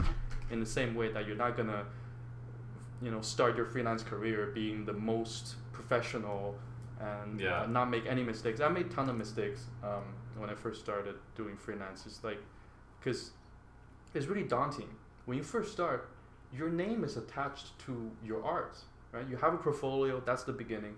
And then when you actually start interacting with client, your reputation is suddenly on the line. Yeah. So you don't want to make mistakes, but you can't also have that fear of like, oh, I want a perfect record, whatever I do. Like we all go in with the best intentions. Yeah. Like every client we get, I want to be able to serve them perfectly. I want them to be happy with the result. I want them to come back to me again.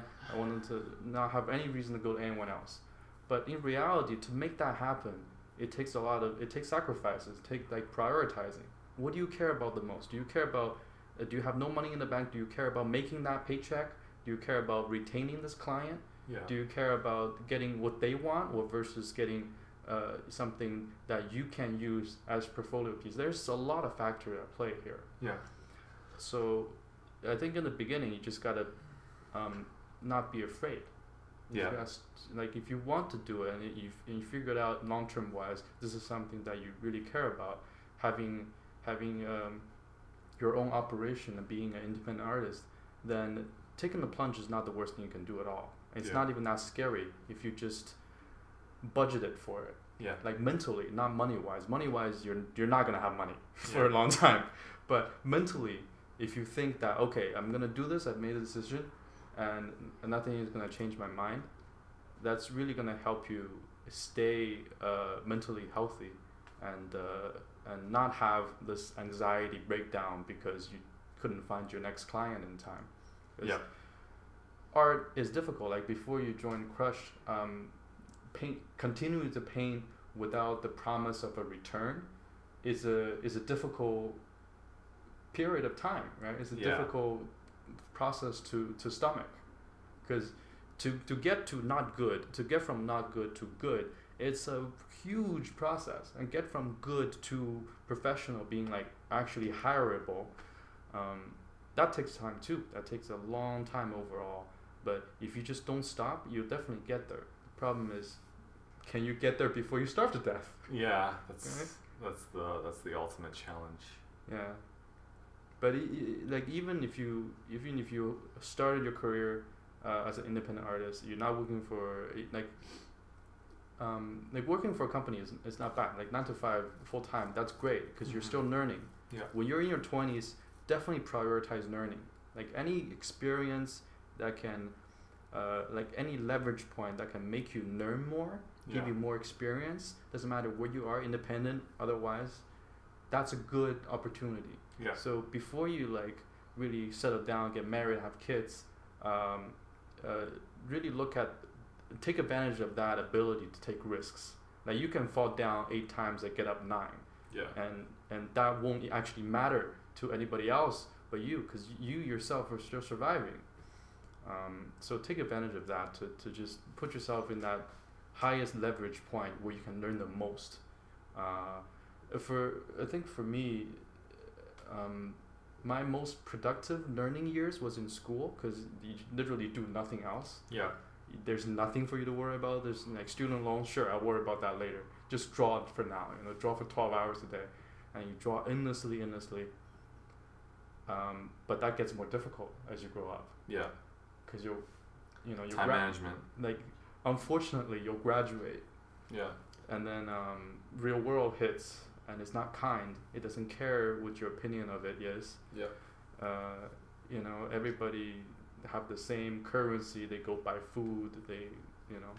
So just understand that there is a value exchange, and understand that if you want to make your freelance career work, you got to understand your value. What is it that you're putting out? What is it that you're providing others? And what's the problem that you're solving? For example, a concept artist working in environment, it's basically solving a specific problem for productions who needs environment concept artists. Yeah. These people have a lot of things to do. These people have a lot of environments to do. So if you want to be able to jump into that, you got to be at least as good or better than the people that's working on the projects right now at this moment. Remember, these people get better over time. So you not only need to get as good, you need to catch up and aim to overshoot. You actually need to aim to become so good that you will own a small niche with your art. Yeah. You can't be broad and be like, I want to be a character artist, I want to be an environment artist, I want to do fantasy, sci-fi, and what else is there? Cartoons, right? Yeah. That's going to take way too much time. I'm not saying that's not possible. Some people are beasts, but it's going to take way too much time when you're first starting out. Yeah. You got to be really specific. So, find the earlier you find what your focus is and what you actually really want to do, the easier it is for you to start going in that direction. Yeah, that's true.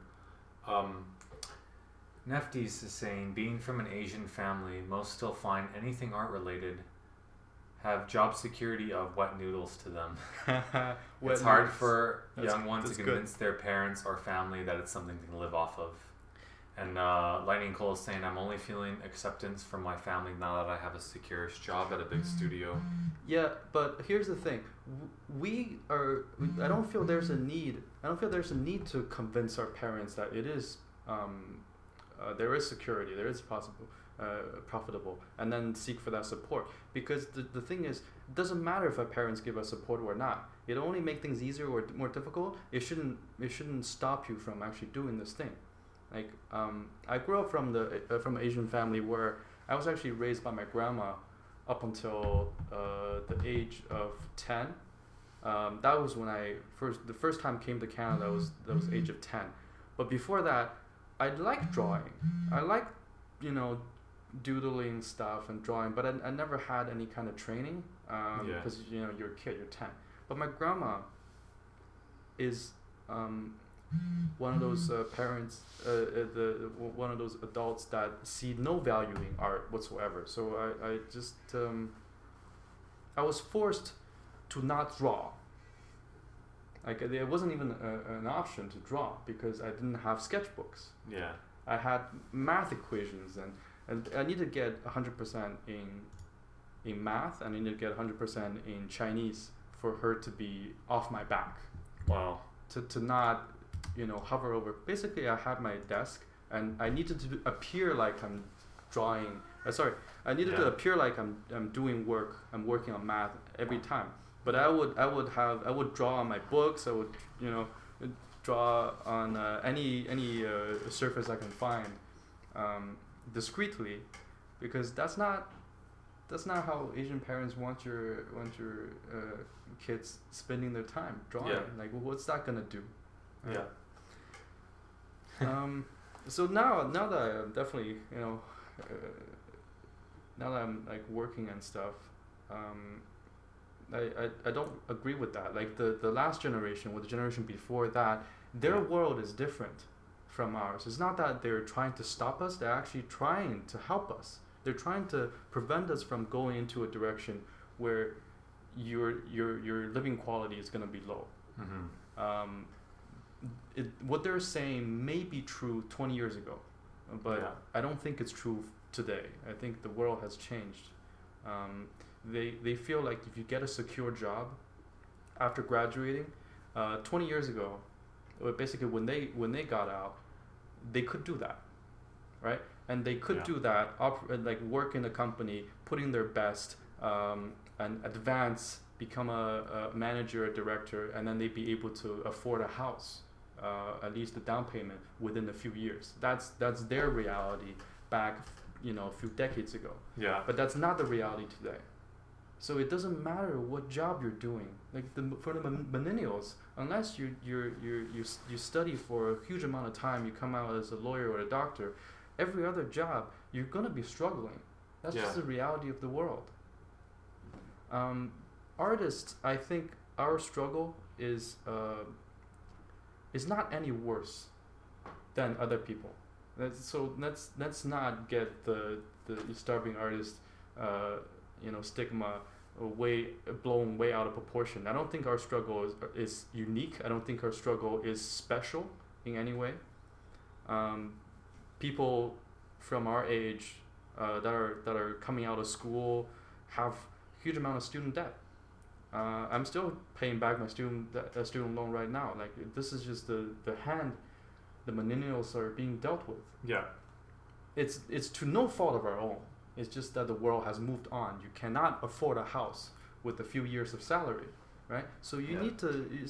So it doesn't really matter anymore. Like, you want a secure job. Is that how your life gonna end? Like, just working for this one employee, or are you gonna look for more opportunities?